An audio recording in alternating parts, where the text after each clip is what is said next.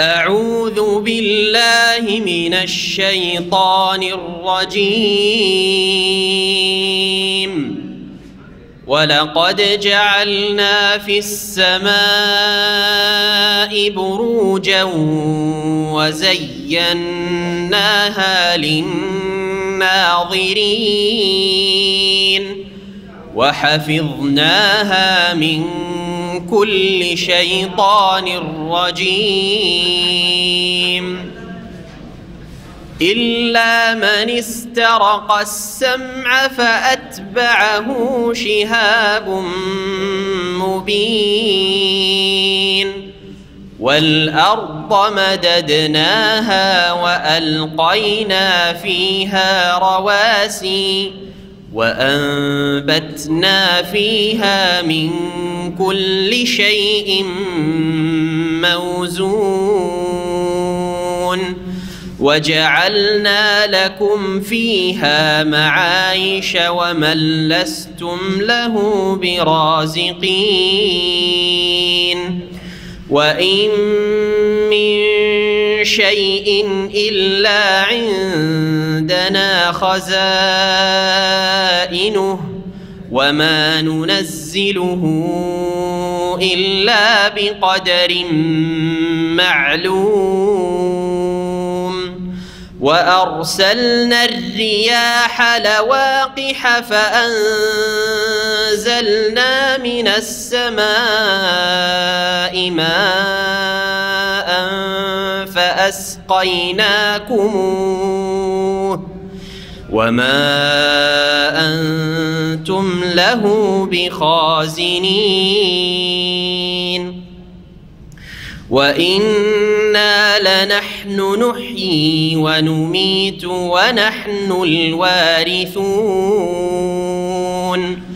ولقد علمنا المستقدمين منكم ولقد علمنا المستأخرين وإن ربك هو يحشرهم إنه حكيم عليم. وعليكم ورحمة الله وبركاته.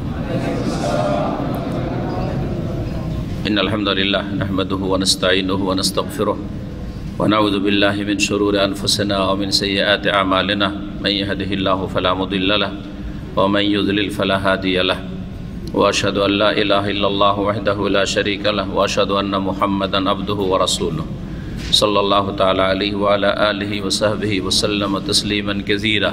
أما بعد فقد قال الإمام البخاري رحمه الله تعالى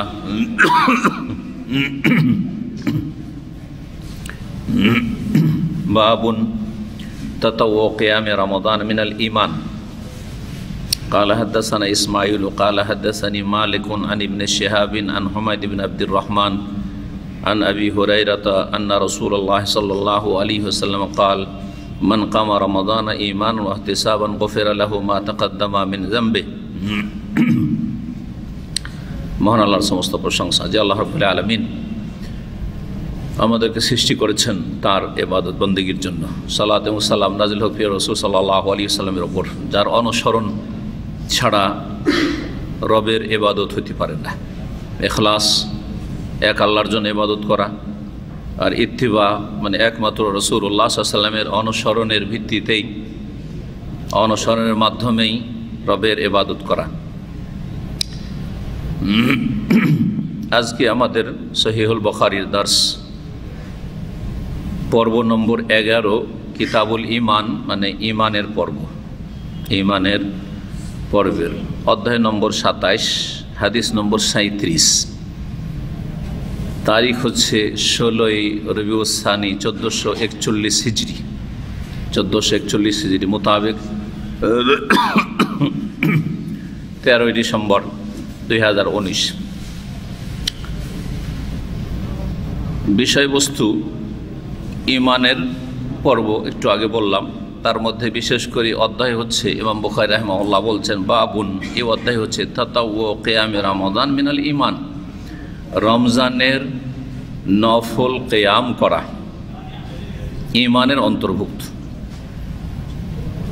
এই অধ্যায়ের শাব্দিক অর্থ করলাম। তাতাও মানে হচ্ছে নফল, অতিরিক্ত, যা ফরজের পরে অতিরিক্ত। এটাকে অন্য ভাষায় নফল বলা হয়। নফল মানেও অতিরিক্ত, ফরজ এবং নফল। ফরজ যা বাধ্যতামূলক, আর ফরজ ছাড়া যা কিছু আছে ইবাদত বন্দেগী, নেক কাজ, কিছু আছে ফরজ, আর ফরজ ছাড়া যা কিছু আছে সেগুলি হচ্ছে নফল, যেটাকে আমরা নফল বলি। অথবা তাতাও মানে হচ্ছে নফল বা অতিরিক্ত। তো তাতাও আর নফল একই কথার দুটো নাম, প্রতিশব্দ। ওমান তাতাওয়া খাইরান ফাইন্নাল্লাহা শাকিরুন আলিম। এই জন্য নফল কথাটি আমাদের দেশের প্রচলিত নফল আর কোরআন সুন্নাহর নফল শব্দে পার্থক্য আছে। আমাদের দেশে নফল মানে বিশেষ এক ধরনের অতিরিক্ত কাজকে নফল বলা হয়। ফরজের পরে হানাফি মযহাবে ওয়াজিব আছে একটা স্তর, যেটা অন্যদের কাছে নেই। শাফি, মালিক, আহমদ, এই তিনজন আইম্মায়ে কেরাম বা মুহাদ্দিসিনদের নিকটে ফরজের পর ওয়াজিব বলে কিছু নেই। যা ফরজ তাই ওয়াজিব, যা ওয়াজিব তাই হচ্ছে ফরজ। এটা একটা জানার বিষয়। তাহলে মাঝখানে ওইটা একটা গেল ফরজের পরে ওয়াজিব ওদের কাছে। ওটা বাদ দিলে সুন্নাত, আবার সুন্নাত দুই রকম, সুন্নাত মুআক্কাদা আর গায়র মুআক্কাদা। হ্যাঁ, যেগুলি ফরজ নয় কিন্তু সুন্নাতে মুআক্কাদা, গায়র মুআক্কাদা, এগুলি হচ্ছে ফিকহি পরিভাষা, ফিকার পরিভাষা ফুকাহা কেরামদের। আর কিছু আছে সুন্নাতে গায়র মুআক্কাদাও না, একেবারে নফল, অর্থাৎ করে ভালো, কিন্তু নবী সাল্লাল্লাহু আলাইহি সাল্লাম মাঝে মাঝে করেছেন এমনও না, কিন্তু করলে ভালো, ছাড় আছে, এই ক্ষেত্রে ছাড় আছে। যেমন নফল সালাত, আপনি এখন অবসর আছেন জোহর আসরের মাঝখানে, এটা কোনো নিষিদ্ধ সময়ও না, নফল সালাত পড়বেন, কিছু নামাজ পড়বেন, জায়েজ না জায়েজ? জায়েজ। কিন্তু এটা ফরজ তাও না, ওয়াজিব মানে ফরজ ওয়াজিব একই জিনিস, সোজা কথা। আচ্ছা, সুন্নাতে মুআক্কাদা তাও না। সুন্নাতে গায়র মুআক্কাদা মানে নবী সাল্লাল্লাহু আলাইহি ওয়াসাল্লাম কখনো কখনো করেছেন, বেতরের মতো সুন্নাতে মুআক্কাদাও না, আর ফজরের সুন্নাতের মতো সুন্নাতে মুআক্কাদা না, আর বাকি যে সুন্নাতে রাতে বাগুলি আছে আরও জোহরে, তারপরে মাগরিবে, এশাতে, ওইগুলোর মতো না, কারণ ওগুলো তো রাসূলুল্লাহ সাল্লাল্লাহু আলাইহি ওয়াসাল্লাম পড়েছেন। কিন্তু জোহর আসরের মাঝখানে, খাস করে জুমাবারে না, যে কোনো সময় আজকে ফিরে আছেন আজকে পড়বেন, যে কোনো সময় ফিরে আছেন, সকাল থেকে জোহর পর্যন্ত ফিরে আছেন, জোহর থেকে আসর ফিরে আছেন, আসর থেকে মাগরিব নিষিদ্ধ সময়, এমনি নফল পড়া যাবে না।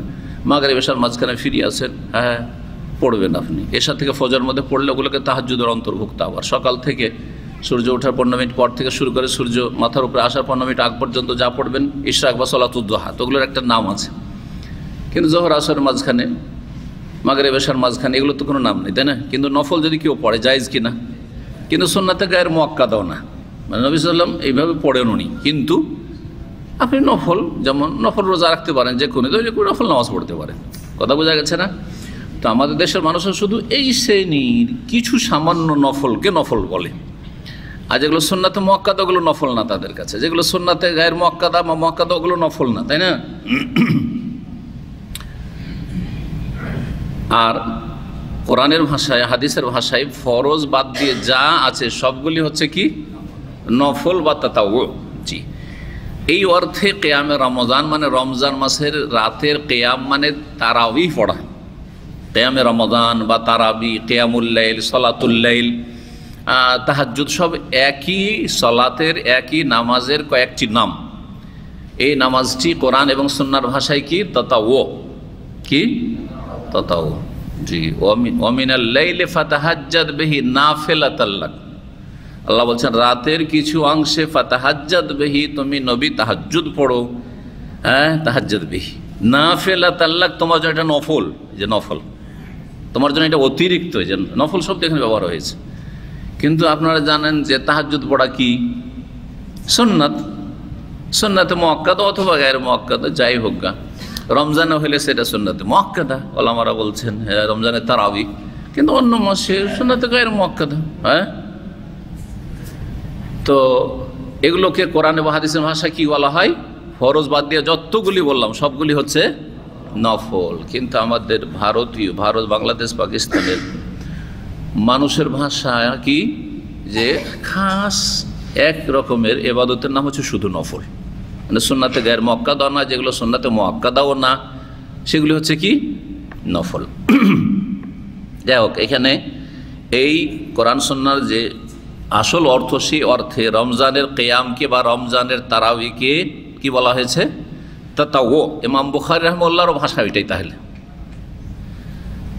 তাতাওয়ু কিয়ামে রমাদান মিনাল ঈমান, রমজান মাসের কিয়ামের মানে তারাবি, রমজান মাসের তারাবির তাতাওয়ু নফল হচ্ছে ঈমানের অন্তর্ভুক্ত। অর্থাৎ রমজান মাসের তারাবি ফরজের অতিরিক্ত, ফরজ পড়লো এশার সালাত 4 রাকাত, আর তারপরে সুন্নাতে রাতে বা যা আছে 2 রাকাত, আর তারপরে যে তারাবি পড়লো এটা তাতাওয়ু, যেন দেখি তাতাওয়ু মানে ফরজের ওপর কি অতিরিক্ত, এটাও ঈমানের অন্তর্ভুক্ত, মানে ঈমানের প্রমাণ, ঈমানের দাবি এবং ঈমানের একটা অংশ, ঈমানের একটা অংশ। যে কথাটি ইমাম বুখারী রাহিমাহুল্লাহ এখানে বোঝাইতে চেয়েছেন সেটা হচ্ছে, যারা আকীদার ক্ষেত্রে বিভ্রান্ত হয়েছে তাদের একদল বলছে যে ঈমান আলাদা জিনিস, আমল আলাদা জিনিস। আমল ঈমানের অন্তর্ভুক্ত না, আমলকে ঈমানের ভিতরে ঢোকানো যাবে না। আমল কমে বাড়ে কিন্তু ঈমান কমে বাড়ে না। তাই দুটো মাসলা ইখতিলাফ করেছে আকীদার ক্ষেত্রে মুরজিয়ারা। কি বললাম? দুটো মাসলা, আবার দুটো মাসলা বারবার বলছি। সেটা হচ্ছে ঈমান আলাদা জিনিস আর আমল আলাদা জিনিস। আমল ঈমানের অন্তর্ভুক্ত নয়। তাহলে ঈমান শুধু তাদের কাছে বিশ্বাসের নাম, একটা জিনিসের নাম। ঠিক আছে, একটা মশলা হলো।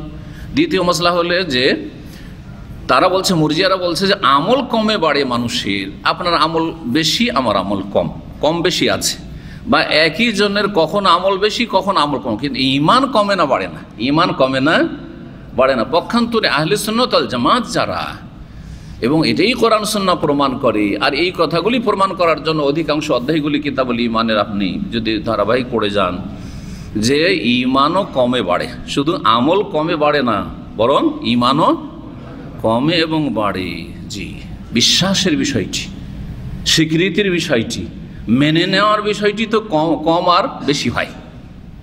জি, কখনো মন মানসিকতা আপনার মেনে নেওয়ার একবারে মজবুত, কখনো দুর্বল, কখনো কম, কখনো বেশি, কখনো ঘাটতি, কখনো বাড়তি, কখনো বিশ্বাস, এমন বিশ্বাস যে জান্নাত জাহান্নাম আখিরাত চোখের সামনে দেখছেন, দুনিয়ার কিছুই মনে হচ্ছে পছন্দ না, জান্নাতে যাওয়ানো অত্যন্ত আগ্রহী, যেমন সাহাবীদের অবস্থা হইতো যে ইয়া রাসূলুল্লাহ, খেজুর যদি এরকম খেতে থাকি, কয়েকটা খেজুর আছে, এই খেতে অনেক সময় লেগে যাবে, ফেলে দিয়ে খেজুরের থলেকে ফেলে দিয়ে একবার জিহাদের ময়দানে নেমে সাথে সাথে শাহাদাত বরণ, তাড়াতাড়ি জান্নাত যেতে চায়। তার ঈমান আর আপনার ঈমান যে হাজার হাজার বছর বাঁচতে চায়, কখনো মরতে চান না, চারিদিকে সবাই মরুক, আমি যেন ভালো থাকি। দুইজনের ঈমানে কত পার্থক্য আছে।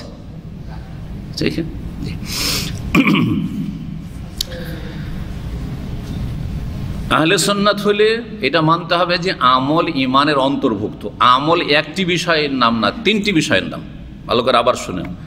আর আহলে সুন্নাত ওয়াল জামাত যদি হইতে হয় তাহলে মানতে হবে, বিশ্বাস করতে হবে যে ঈমানও কম বেশি হয়, শুধু আমলেই কম বেশি হয় না, বা আমলের ভিত্তিতেই কম বেশি হয় না, একবারে শুধু শুধু যেটা ঈমানের বিষয়, বিশ্বাসের বিষয়, স্বীকৃতির বিষয়, তাতেও কম বেশি হয়। সুতরাং আবু বকরের ঈমান আর পাপিস্টের ঈমান বা আজকালকার মুসলিমের ঈমান সমান নয়। সমস্ত সাহাবায়ে কেরামদের ঈমান একই স্তরের নয়। সাহাবীদের ঈমান আর আজকালকার যুগের নেক মানুষের ঈমান মোটেই সমান নয়। আপনি বলে আজকালকার নেক মানুষ সাহাবীদের মতো, কখনো না। সেই ঈমানের স্তরে কখনো তাদের ঈমান পৌঁছবে না, বা আজকালকার লোকের ঈমান পৌঁছবে না। একই লোকের ঈমানও কম বেশি হয়ে থাকে। জি, কথা না বাড়িয়ে আসি সরাসরি হাদিসে। আবু হুরায়রা রাদিয়াল্লাহু তাআলা আনহু থেকে বর্ণিত হাদিস, রাসূলুল্লাহ সাল্লাল্লাহু আলাইহি ওয়াসাল্লাম বলেছেন, মান কামা রমাদান ঈমানান ওয়া ইহতিসাবান, যেই ব্যক্তি রমজানের কিয়াম করলো, রমজানের কিয়াম মানে তারাবি পড়লো, যেটা পরবর্তীতে নাম পড়েছে তারাবি। রাসূলুল্লাহ জামানায় কোনো হাদিসে তারাবি শব্দ পাবেন না। তারাবি নামটা কেন পড়লো কেউ বলতে পারেন? কেন তারাবিকে তারাবি বলা হইল? কয়েকটি নাম কিন্তু এর আগে বললাম। কোরআন এবং হাদিসে কিয়ামুল লাইল আছে, কুমিল লাইলা, তো কিয়ামুল লাইল কোরআনে আসলো। তাহাজ্জুদ, ফাতাহাজ্জাদ বিহি কোরআনে আছে। সালাতুল লাইল আছে হাদিসে। তারপরে কিয়ামে রমাদান আছে, মান কামা রমাদান, কিয়ামে রমাদান হাদিসে আছে। কিন্তু তারাবি 5 নম্বরের নামটি তারাবি কোনো কোরআনেও নেই, আর নবী সাল্লাল্লাহু আলাইহি সাল্লামের ভাষাতে নেই। তবে সাহাবীরা নামটি হয়তো উল্লেখ করে, সাহাবীদের যুগে এই নামটির প্রচলন শুরু হয়েছিল। সুতরাং তারাবি বলাটা বিদআত নয়, কিন্তু তারাবির নামটি পরবর্তীতে এসেছে। তারউইহ হাতুনের বহু বচন হচ্ছে বা জামা হচ্ছে তারাউইহ। তারাউইহ ওয়াও দিয়ে ওইটাকে আমরা তারাবি করে দিছি, ওয়াজের বে করা, যে আমাদের দেশের অভ্যাস। তো তারাবিকে তারাবি কেন বলা হয়? তারবি হাতুন একজন বিশ্রাম করা। তো কি বিশ্রাম করে? কষ্ট করা। আজকালকার তারাবি আসলে বিশ্রাম, ওর চাইতে বেশি ঘন্টার পর ঘন্টায় এক্সারসাইজ করছেন। 1 ঘন্টা সকালে হাঁটছেন, 1 ঘন্টা বিকালে হাঁটছেন, তাই না, শুধু শরীর ভালো রাখার জন্য। তারপরে মেশিন নিয়ে অনেকে ঘরে কি করছেন, কষ্ট করছেন, আর তারাই পড়তে আধা ঘন্টা লাগে। তাহলে আজকাল বর্তমান যুগের তারাবি যেটা প্রচলিত তারাবি, এটা আসলে বিশ্রাম। আর যদি মযহাবিদের তারাবি হয় 20 রাকাত পড়তে আধা ঘন্টা 35 মিনিট লাগে, আর ধাই ধাই ধাই ধাই। এক্সপ্রেস ট্রেনও এত জোরে চলতে পারেন না যে স্পিডে তাদের তারাবি চলে। তো এটা আসলে বিশ্রাম, এটা আসলে এক্সারসাইজ করা বিশ্রাম। জি, এটি ইবাদত না। কিন্তু সালাফদের যুগে, সাহাবায়ে কেরামদের যুগে রাসূলুল্লাহ সাল্লাল্লাহু আলাইহি ওয়াসাল্লামের যে তারাবি, সেটি ছিল মাশাক্কা, কষ্ট। জি, কষ্ট করে ইবাদত করা, এত কষ্ট করা যে পা ফুলে যেত, পা ফেটে যেত। 2টি শব্দ হাদিসে এসেছে। তাহলে কতক্ষণ দাঁড়িয়ে থাকলে আপনার পা ফুলতে পারে? একবার দাঁড়িয়ে সফর করিয়েন 5-6 ঘন্টা, তারপরে বসবেন। 1-2 ঘন্টাতে পা ফুলবে না। কথা বোঝা গেছে না? জি, আল্লাহু আকবার। আল্লাহ যেন ফিরে আসার তৌফিক দান করেন রাসূলুল্লাহ সাল্লাল্লাহু আলাইহি ওয়াসাল্লাম সালাফদের, সাহাবায়ে কেরামদের সুন্নতের দিকে। তারাবি এত লম্বা সালাত আদায় করতেন রাসূলুল্লাহ সাল্লাল্লাহু আলাইহি ওয়াসাল্লাম বা সাহাবায়ে কেরামরা, যে 2 রাকাত পড়া হতো, এত লম্বা যে অতি ক্লান্ত হয়ে গেছে, একটু বিশ্রামের প্রয়োজন। আর 2 রাকাত হলো, 4 রাকাত, প্রতি 4 রাকাতের পর একটু বিশ্রাম করা যাক। আজকাল এত শর্ট তারাবি, তারপরে দেখবেন 2 রাকাতের পরে একটু বিশ্রাম করে, মানে মিষ্টি সুন্নাতটাকে জিন্দা রাখার জন্য। কষ্টের সুন্নাত নিল না, মানে লম্বা নামাজ পড়ে তারপরে বিশ্রাম করি, এটা হচ্ছে কষ্টেরও সুন্নাত নেওয়া আর মিষ্টি সুন্নাত নেওয়া। তিক্ত সুন্নাত নেওয়া আর মিষ্টি সুন্নাত নেওয়া, ঠিক বুঝতে পারছেন না? তিক্ত সুন্নাত কোনটা? যে কষ্ট করে আমি 2-4 রাকাত নামাজ পড়লাম, আর তারপরে তখন মিষ্টি সুন্নাত হচ্ছে একটু বসে বিশ্রাম নিলাম। তা আজকালকার মুসলিমরা মিষ্টি সুন্নাতটা রেখে নিয়েছে যে 4 রাকাত পড়ার পর একটু বসি, 1 মিনিট হলো একটু বসি। আর তিক্ত সুন্নাত, যেটা কষ্টকর সুন্নাত, সেটা হচ্ছে লম্বা করে তারাবি পড়ে ওইটা ছেড়ে দিয়েছে। এই হচ্ছে অবস্থা আমাদের।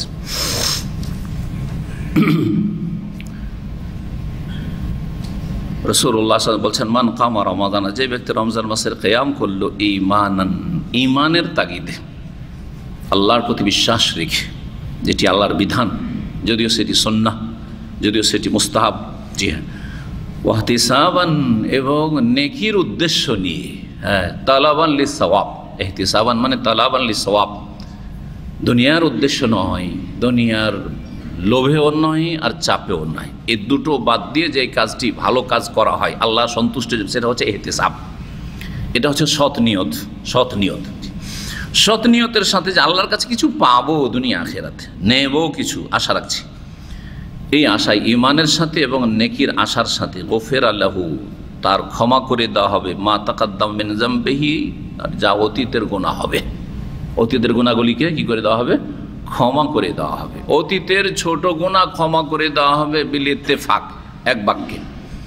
বড় গুনার জন্য তওবাকে এখানে অ্যাড করতে হবে।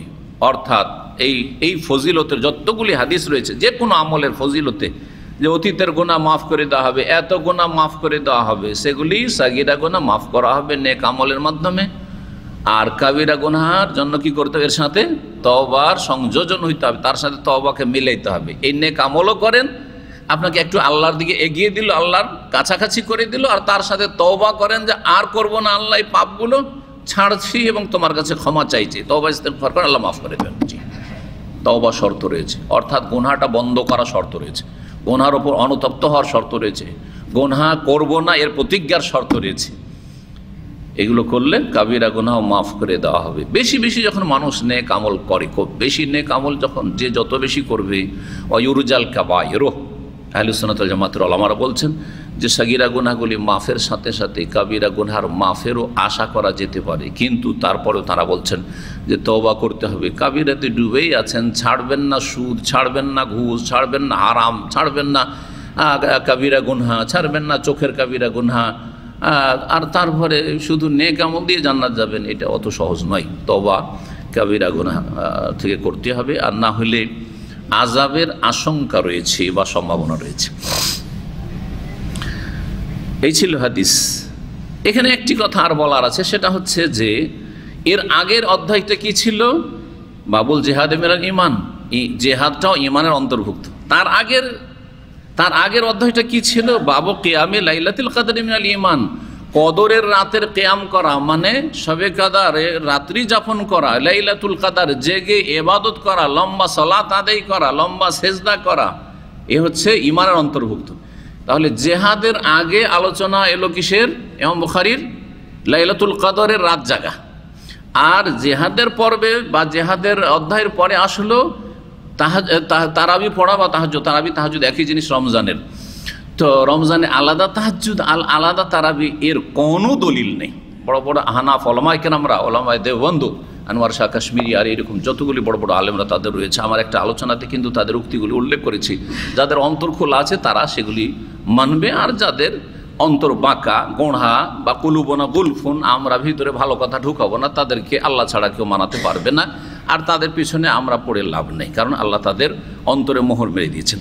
তো কথা হচ্ছে যে এই বিষয়গুলি যখন সত্য, আপনাকে সত্য গ্রহণ করতে হবে যে একই নামাজের বিভিন্ন নাম। আপনি রাত্রে একটা তারাবি পড়লেন আর আরেকটা নাম তাহাজ্জুদ রমজান মাসে, না না, এটি বিদআত, এটি সুন্নাত না। আপনি সেটা বাড়াইতে পারেন, লম্বা করে পড়লে সবচেয়ে ভালো, যে 8 রাকাতই পড়বে কিন্তু লম্বা করে পড়বে, এটা সবচেয়ে ভালো। কিন্তু আপনি যদি মনে করেন যে আমি সারা রাতে আমি 40 রাকাত পড়ব, 20-এই কেন থেমে যাবেন? শুধু না 20 না, 20 সুন্নত নেই, শুধু 20-এই কেন থামবেন? কখনো 20 পড়লে কখনো 40 পড়বো, কখনো 30 পড়বো, কখনো 50, 60, 100 পড়বো, অসুবিধা নেই। সালাফরা অনেকে 100 করে পড়তেন, নামাজ 200, 300 পড়তেন। যদি মনে করেন আমি এত লম্বা তেলাওয়াত করতে পারছি না, তো এইভাবে আমি সারা রাতটা কাটাবো, কোনো দোষের কথা নাই। কিন্তু সেটাকে সুন্নাতে রাসূলুল্লাহ বলবেন যে এটা আমার নফল, আমি এইভাবে রাত যাপন করতে চাই। যাক, আসল কথায় ফিরে আসে। ইমাম বুখারী রাহিমাহুল্লাহ মাঝখানে জেহাদ, তার আগে আসলো লাইলাতুল কদর, কদরের রাত্রি যাপন, আর তারপরে আসলো কি? জেহাদের পরে তারাবির নামাজ পড়া। এটা দিয়ে যে বিষয়টির দিকে ইঙ্গিত করে সেটা হচ্ছে লাইলাতুল কদর যাপন করলে বা কদরের রাতের ইবাদত বন্দেগী করলেও নফসের বিরুদ্ধে জিহাদ করতে হবে। আর তারাবি যদি আপনি হক আদায় করে পড়েন, সেখানেও মনের বিরুদ্ধে, নফসের বিরুদ্ধে, কুপ্রবৃত্তির বিরুদ্ধে জিহাদ করতে হবে। আমি কয়েক ঘন্টা শরীরের মেহনত করব, সারা রাত আমি শরীরের মেহনত করব, এবং আমার প্রবৃত্তি, মন চাইছে ইন্টারনেট খুলতে, মন চাইছে পরিবারের সাথে যোগাযোগ করতে, মন চাইছে এদিক সেদিক ঘোরাফেরা করতে, না না না না, এগুলোর বিরুদ্ধে আমি জেহাদ করব।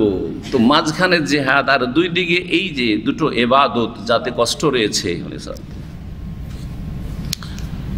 বুঝতে পারলেন না? এটা বোঝানোর জন্য। তো জেহাদ মানে শুধু অস্ত্রের জেহাদ না, গত সপ্তাহে বলেছি। আসল জেহাদ হচ্ছে আপনার নফস থেকে শুরু করতে হবে, আপনার ব্যক্তিত্ব থেকে শুরু করতে হবে, যে আপনি আপনার মনে যেসব ভোগবিলাসের কথা আসছে, আয়েশ আরামের কথা আসছে, মনের চাহিদা পূরণের কথা আসছে, হাওয়া যেটাকে বলা, হাওয়া যেদিকে মনটা ঝুঁকছে, তার বিরুদ্ধে হচ্ছে ইসলাম, তার বিরুদ্ধে হচ্ছে ঈমান, তার বিরুদ্ধে হচ্ছে তাকওয়া, তার বিরুদ্ধে হচ্ছে আল্লাহকে পাওয়া, তার বিরুদ্ধে হচ্ছে জান্নাত। সুতরাং কি করতে হবে? এখানে অত্যন্ত জরুরি জিহাদ করা, নফসের জিহাদ। যে ব্যক্তি নফসের জিহাদ করতে পারে, সেই ব্যক্তি অন্য জিহাদের কথা যেন মুখে না নিয়ে আসে। নফসের জিহাদ, বরং সেখানেও যেখানে জানের ঝুঁকি রয়েছে সেখানেও নাফসের জিহাদ আগে। তা জানের ঝুঁকি নেওয়ার আগে একটু সময়টার কোরবানির আপনি প্রস্তুতি নেন, হ্যাঁ, মনের চাহিদাটাকে বাদ দেন। এজন্য হুফাতিল জান্নাতুল মাকারি, জান্নাতকে ঢেকে রাখা হয়েছে কষ্টদায়ক বস্তু দিয়ে। হ্যাঁ, কাঁটার ভিতরে হাত ঢুকাবেন তাহলে হ্যাঁ আপনি আপনার অত্যন্ত প্রিয় ফুল বা সুগন্ধিময় ফুলটা তুলে নিয়ে আসতে পারবেন। ঠিক ওই রকমই হচ্ছে জান্নাত পাওয়াটা। জি, তারপরের অধ্যায় 28 নম্বর অধ্যায়, হাদিস নম্বর 38 বলছেন ইমাম বুখারী, বাবুন সাওমু রমাদান ইহতিসাবান মিনাল ঈমান, রমজান মাসের সিয়াম পালন করা নেকির আশা, এটাও ঈমানের অন্তর্ভুক্ত। ঈমান যদি শক্তিশালী না থাকে তো রমজান মাসে সিয়াম পালন করা, রোজা রাখা নিয়মিত অত সহজ নয়। এই গরমের সময় আরব দেশে অধিকাংশ প্রবাসী রোজা রাখে না। এটা কোনো বাড়াবাড়ি না। আপনাদের মতো ভালো মানুষদের কাছ থেকে রিপোর্ট আসে, গোটা রুমে একজন ভাই আমাদের দিনী ভাই রোজা রাখে, আর রুমে থাকে 10 জন, সে আমার 9 জন 10 জন সাথী সঙ্গী রুমমেট কেউ রোজা রাখে না, আর সবাই আবার ফ্রি ইফতারি মসজিদে না ইফতার ক্যাম্পে আসে। জি, এমন নয় যে ইফতারের হারামটা খাবো না। আরে ওর চাইতে বড় হারাম হচ্ছে তুমি রমজান মাসে তুমি খাওয়া দাওয়া করছো, শুকুর কুকুরের গোস্তের চাইতে তুমি নিকৃষ্ট জিনিস খাচ্ছ, যেটা খাচ্ছ তুমি রমজানের দিনে, তুমি একজন মুসলিম। এমন নয় যে তুমি রোজা রাখলে মরে যাবে, একটু কষ্টই হবে। যার রোজা রাখলে মরে যাওয়ার আশঙ্কা আছে তার ক্ষেত্রে ছাড় হইতে পারে। তারপরে আপনার পয়সার চাইতে বেশি আপনার জান্নাত অনেক মূল্য রাখে, আপনাকে জান্নাত ক্রয় করতে হবে। হ্যাঁ, আপনার এই মাসের বেতনটা জরুরি নয়, কাটুক গা বেতন কিছু, যতটা পারলাম করলাম, না হলে নাই করলাম।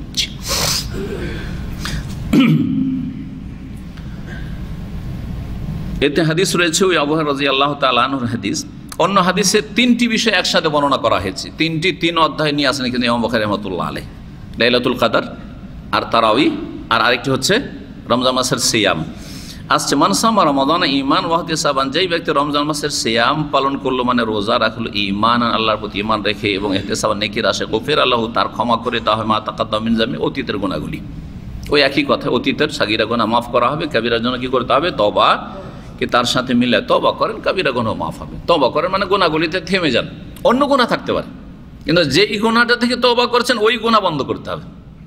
জরুরি না যে সব গুনাহ বন্ধ করতে হবে, যদিও ভালো, এটা হচ্ছে অলংকার, অবশ্যই এটা একজন মুসলিমের হওয়া উচিত, কিন্তু অনেক সময় পারা যায় না। হয়তো আপনার 10টা কাবিরা গুনাহ আছে, আমি তওবা করলে একসাথে 10টা থেকে করবো, না হলেও একটা থেকে করবো না, এটা জ্ঞানীর কথা না। আমি একসাথে 10টা থেকে পারছি না মুক্ত হইতে, কিন্তু একটা একটা করে হই, ভালো না? যদিও এটা ভালো যে আমি একসাথে 10টি পাপ ছেড়ে দেবো, কাবিরা গুনাহ ছেড়ে দেবো, বা 5টি যা আছে 4 ছেড়ে দেবো, সব ছেড়ে দেবো, কোনো কাবিরা গুনাহ করবো না, এর প্রতিজ্ঞা করা। কিন্তু সেটা অধিকাংশ মুসলিমের দ্বারা সম্ভব নয়। আমার দ্বারা এখন 5টা কাবিরা গুনাহ ছাড়া সম্ভব, 5টাই ছাড়বো। আপনার দ্বারা 2টো ছাড়া সম্ভব, 1টা ছাড়া সম্ভব, 1টাই ছাড়ে না। তওবার রাস্তাটা সহজ আল্লাহ করে দিয়েছেন, এত জটিল নয় যে আপনাকে একবারে এক্ষুনি ফেরেশতা চরিত্রের হয়ে আসতে হবে তাহলে আল্লাহ মাফ করবেন না। যেমন আপনি নামাজে ঘাটতি ছিল, 5-এ আমি 4 আর করবো না, একটা তওবা হলো। আর একটা হচ্ছে জামাতে ঘাটতি, এখনো কিন্তু জামাত মিস করছেন, আর একটা কাবিরা গুনাহ আছে। নামাজের ক্ষেত্রে 2টা কাবিরা গুনাহ, চলো আস্তে আস্তে ওইটাও ধরবো, জামাতও ছাড়বো না। কিন্তু ওয়াক্তে পড়ে না, সূর্য উঠে যেত, সূর্য উঠতে দেবো না। জামাতে হয়তো যেতে পারছেন না কোনো সময়, কিন্তু সূর্য উঠতে দেবো না, টাইম পার হইতে দেবো না, ব্যাস। অনেকটা ধাপে ধাপে আপনার তওবা এগোচ্ছে। বিদাতি নামাজ ছিল, চলো বেদাতি নামাজ থেকে তওবা করলাম, সুন্নতি নামাজ পড়বো, নওয়াইতে পড়বো না, সম্মিলিত মোনাজাত করবো না, এই যে বেদাতগুলি আছে নামাজের আগে আর পরে এসব করবো, নামাজের পরে এই যে বেদাতি মাথায় হাত দেওয়া এগুলো করবো না। এগুলো তওবা, এত সহজ না, এগুলো তওবা করতে হবে, কাবিরা গুনাহ এগুলো। সেই এগুলোকে হালকা মনে করলে হবে না। তো এইভাবে আপনার পুরো লাইফে উদাহরণ দেন, যেমনি নয় যে আজকে আমি নামাজের ক্ষেত্রে তওবা করলাম, তো আমার দ্বারা যেন গীবত না হয়, আমার দ্বারা মিথ্যা বলা না হয়। অনেক সময় মিথ্যা বলা ছাড়তে পারছেন না, এখনও কাবিরা গুনাহ আপনার লাইফে আছে, ছাড়ুন। জি, আস্তে আস্তে করে আল্লাহর কাছে দোয়া করুন যে আল্লাহ আমার জন্য তওবা সহজ করে দাও, জি আমার জন্য সংশোধন করা সহজ করে দাও। জি, যে চাইবে তার জন্য আল্লাহ সহজ করবেন, যে চাইবেন না কখন আল্লাহ সহজ করবেন না। জি, লাইসা লিল ইনসানে ইল্লা মাসা, মানুষ পায় না, একমাত্র সেটাই পায় যেটার জন্য চেষ্টা করে। এত সুন্দর কথা কোরআনে বলা হয়, চেষ্টা করেন অবশ্যই পাবে না। আল্লাহ যেন তৌফিক দান করেন। এখানে ইমাম বখরি রাহিমাহুল্লাহ কি প্রমাণ করলেন, যে রোজা রাখা একটা আমল, শারীরিক ইবাদত। সারাদিন পানাহার বন্ধ করে আছেন, হ্যাঁ, এই যে শারীরিক ইবাদত, এটাও ইমানের অন্তর্ভুক্ত। ইমান শুধু বিশ্বাসের নাম নয়, ইমান বিশ্বাসের নাম, ইমান কথার নাম, ইমান কাজের নাম, ইমান শারীরিক কাজের নাম, আর্থিক কাজের নাম, বাচনিক কাজের নাম। সুবহানাল্লাহ বললাম, এটাও ইমানের অন্তর্ভুক্ত। আমার কষ্টদায়ক বস্তুকে সরাইলাম, রাস্তা থেকে একটা কাঁটা সরাইলাম, একটা ইট পাটকেল সরাইলাম, এটাও আমার ইমানের অন্তর্ভুক্ত। জি। 29 নম্বর অধ্যায়, বাবুন আদ-দীন ইউসরুন। ইমাম বুখারী রাহিমাহুল্লাহ বলছেন, এই অধ্যায় হচ্ছে এই সম্পর্কে যে দিন হচ্ছে অতি সহজ। দিন হচ্ছে অতি সহজ, সত্যি দিন খুব সহজ। এবং যে দিন পালন করে ওর শান্তি, শান্তি আর শান্তি। দিন পালন না করলে অশান্তি, দিনে ঘাটতি করলে অশান্তি। যতটা পরিমাণ ঘাটতি করবেন ততটা অশান্তি। আজকে মুসলিম বিশ্ব এবং মুসলিম বিশ্বের মুসলিম জনগণ, নর এবং নারী, তারা যদি দিনকে, আল্লাহর দিনকে আল্লাহর জমিনে ভালোভাবে প্রতিষ্ঠিত করত, জীবনের প্রতিটি ক্ষেত্রে যে যেখানে আছে থেকে আপন ক্ষমতা অনুযায়ী যদি দিন প্রতিষ্ঠিত করত, দিন প্রতিষ্ঠা মানে ক্ষমতা দখল নয়, এটা কখন ভাববেন না। একামতে দিন মানে আমার জীবনে আমি যতটা পারছি, যতটা আমাকে আল্লাহ দায়িত্ব দিয়েছেন, সেই ক্ষেত্রে আমি ত্রুটি করলাম না। এটা যদি মুসলিমরা এখনও করে, তাহলে ফাতাহনা আলাইহিম বারাকাতিম মিনাস সামাই ওয়াল আরদ, আসমানের বরকত খুলে দিবেন, জমিনের বরকত আল্লাহ খুলে দিবেন, বালা মুসিবত দূর করে দিবেন, রহমত নাজিল করবেন। এসব কোরআনের ওয়াদা। লা ইস্তাখলিফান্নাহুম ফিল আরদ, আল্লাহ খেলাফতও দিবেন, আল্লাহ ভয় দূর করে দিবেন। আল্লাহ কেমন করে বাস করব, কেমন করে বাস করব, হাই রে কি যে হবে ভবিষ্যৎ, এই যে অবস্থা, হাহাকার অবস্থা, দেশে যে কি করব, কেমন করে চলবো, লাগছে না? কেন? আমাদের আমল দোষে, মুসলিম জাতির পাপের কারণে এগুলো হয়েছে। জি। তো দিন হচ্ছে অত্যন্ত সহজ, আর সহজ দিনকে সহজভাবে পালন করতে হবে। এক আল্লাহর ইবাদত করব, এক রসুলের তরিকে চলবো, এর যে সহজ কথা কিছু আছে? ইমাম শাফি কি বলেছেন তাও জানা দরকার নেই, মালিক কি বলেছেন তাও জানা দরকার নেই, আর আবু হানিফা কি বলেছেন তাও ফরজ নাই, আর ইমাম আহমদ কি বলেছেন তাও ফরজ না। কোরআন এবং হাদিসে যা বলা হয়েছে এবং সাহাবাই কেরামদের যুগে যেটা ইসলাম ছিল সেটা ইসলাম, সহজ ভাষায়। সাহাবাই কেরামদেরকে যে ইসলামের ওপর ছেড়ে গেছে সেটা হচ্ছে খাঁটি ইসলাম, আসল ইসলাম। তখন পীর মুরিদি ছিল না, সুতরাং এটা ইসলাম নয়। তখন মাজার ছিল না, ওরুজ ছিল না, সুতরাং এটা ইসলাম নয়। তখন মিলাদুন্নবী ছিল না, সে ইসলাম নয়। তখন শবে বরাত ছিল না, ইসলাম নয়। তখন সম্মিলিত মোনাজাত ছিল না, ইসলাম নয়। দিন সহজ, দিন খুব সহজ। জি। আর দিন ইউসরুন। তারপরে দিনকে আল্লাহ সহজ করেছেন, দেখেন কত সহজ। 5 ওয়াক্ত সালাত আদায় করা কত সহজ, খুবই সহজ। রমজান মাসের রোজাও এমন কোন কঠিন না, যদিও কিছুটা কঠিন হলো তারপরেও সহজ। মানে এমন কঠিন না যেটা অসম্ভব করা। এটা কি করে হইতে পারে? অসম্ভব, মরে যাব, প্রাণ নাশ হয়ে যাবে। আর যেখানে এরকম অবস্থা তৈরি হয়েছে ওখানে আল্লাহ আসান করে দিয়েছেন। অসুস্থ, ফাইদা তুমি নাইয়ামিনে, ওখানে অন্য সময় সংখ্যাটা মনে রাখো যে কটা রোজা ছুটেছে। সফরে গিয়েছো, সাহারি ঠিক পাওয়া যায় না, ইফতারি পাওয়া যায় না, কষ্ট করতে হচ্ছে। আরে এমনকি মক্কায় গিয়েছেন, অনেকে মনে করেন মক্কা গিয়ে রোজা ছাড়া পাপ। আপনাদের অনেকে অনেক কিছু শিখেছে, তারপরে মনে করেন। আমার অনেক ভাইয়েরা এখান থেকে উমরা করে আসে রমজান মাসে, বলছে শেখ রোজা অবস্থা উমরা করতে গিয়ে অবস্থা খারাপ হয়ে গেছিল। হ্যাঁ, বললাম যেহেতু আপনার ইসলামের জ্ঞানের অবস্থা খারাপ, সেই জন্য আপনার অবস্থা খারাপ হয়েছে। ইসলামের জ্ঞানের অবস্থা খারাপ, সেই জন্য আপনার অবস্থা খারাপ হয়েছে, কিন্তু আমার তো অবস্থা খারাপ হয়নি। আমি গেলাম, রোজা রাখার চেষ্টা করলাম, আর সেটা যথাসাধ্য যদি রাত্রে সম্ভব হয়তো রাত্রে উমরাটা করার চেষ্টা করলাম। আমি থাকবো, রাত থাকবো, তো একটু ডিলে করে রাত্রে উমরাটা করি। সেটাও যদি সম্ভব নয় যে রাত্রে আমাকে ফিরে যেতে হবে এমার্জেন্সি আছে, তাহলে আমার জন্য আল্লাহ ছাড় দিয়েছেন। ফমান কানা মিনকুম মারিজান আও আলা সাফারিন, সে সফর আমার মক্কার সফর হোক, আর মদিনার সফর হোক, আর নেকির সফর হোক, আর ফরজ সফর হোক, আর সুন্নাত সফর হোক, আর জায়েজ সফর হোক, বোঝা গেছে না? এমনকি আমি ভ্রমণে এমনি ট্যুরে গেছি, ট্যুর করতে। রিয়াজের লোক কর্নিশ ঘুরতে এসছে, নিছক দুনিয়াদারি করতে দাম্মামে কর্নিশ বাহরাইন ব্রিজ দেখতে এসছে, কোনো সবের কাজে আসেনি। তারপরে এখানে এসে তার জন্য রোজা ছাড়া যায়, যদি কষ্ট হয় তাহলে। বরং এমনিও নর্মালিও রোজা ছাড়া যায়, যা সাধারণত সফরে কষ্ট হয়ে থাকে সেজন্য জায়েজ, কিন্তু যদি পারে সহজ রোজা রাখা তাহলে রাখবে, দেখে নয় ভালো। দিন খুব সহজ এই ক্ষেত্রে, এই দিকটাও দিন সহজ মানে ফরজ 17 রাকাত মাত্র নামাজ, এর সাথে 17 না, আপনারা ভারী করে দিয়েছেন, আপনারা ভারী করে দিয়েছেন। সুন্নাতের রাতেবাগুলিকে এত জরুরি করে দিয়েছেন যে আপনারা ভারী করে দিয়েছেন। কত লোক আমার কাছে এসে অভিযোগ করে, শেখ আমি দোকানে চাকরি করি, আমার কফিল আমাকে নামাজ পড়তে দেয় না। শুনলে তো মনে হবে যে অবাক কর্মকাণ্ড, নামাজ পড়তে দেয় না। বলছে কী ব্যাপার নামাজ পড়তে দেয় না মানে? আজান পরে দোকান বন্ধ করে না? বলছে হ্যাঁ ওইটা করি। তো তারপরে তো বলছে সালাম ফিরে বলে তাড়াতাড়ি এসে দোকান খুলবি, কাস্টমার দাঁড়িয়ে থাকে। তো সালাম ফিরে হয়েছে, নামাজ তো শেষ হয়ে গেছে। বলছে আমার সুন্নাত। বলছে সুন্নাত আপনি ঘরে গিয়ে পড়বেন। সুন্নাত যখন ডিউটি শেষ হয়ে যাবে আপনার হিসাবে নামাজটা যেন হয় আপনার অ্যাকাউন্টে আসে, কফিলের অ্যাকাউন্টে কেন? কথা বোঝা গেছে না? কফিলের বেতন নিচ্ছেন, ওইটা একটা ফরজ ডিউটি।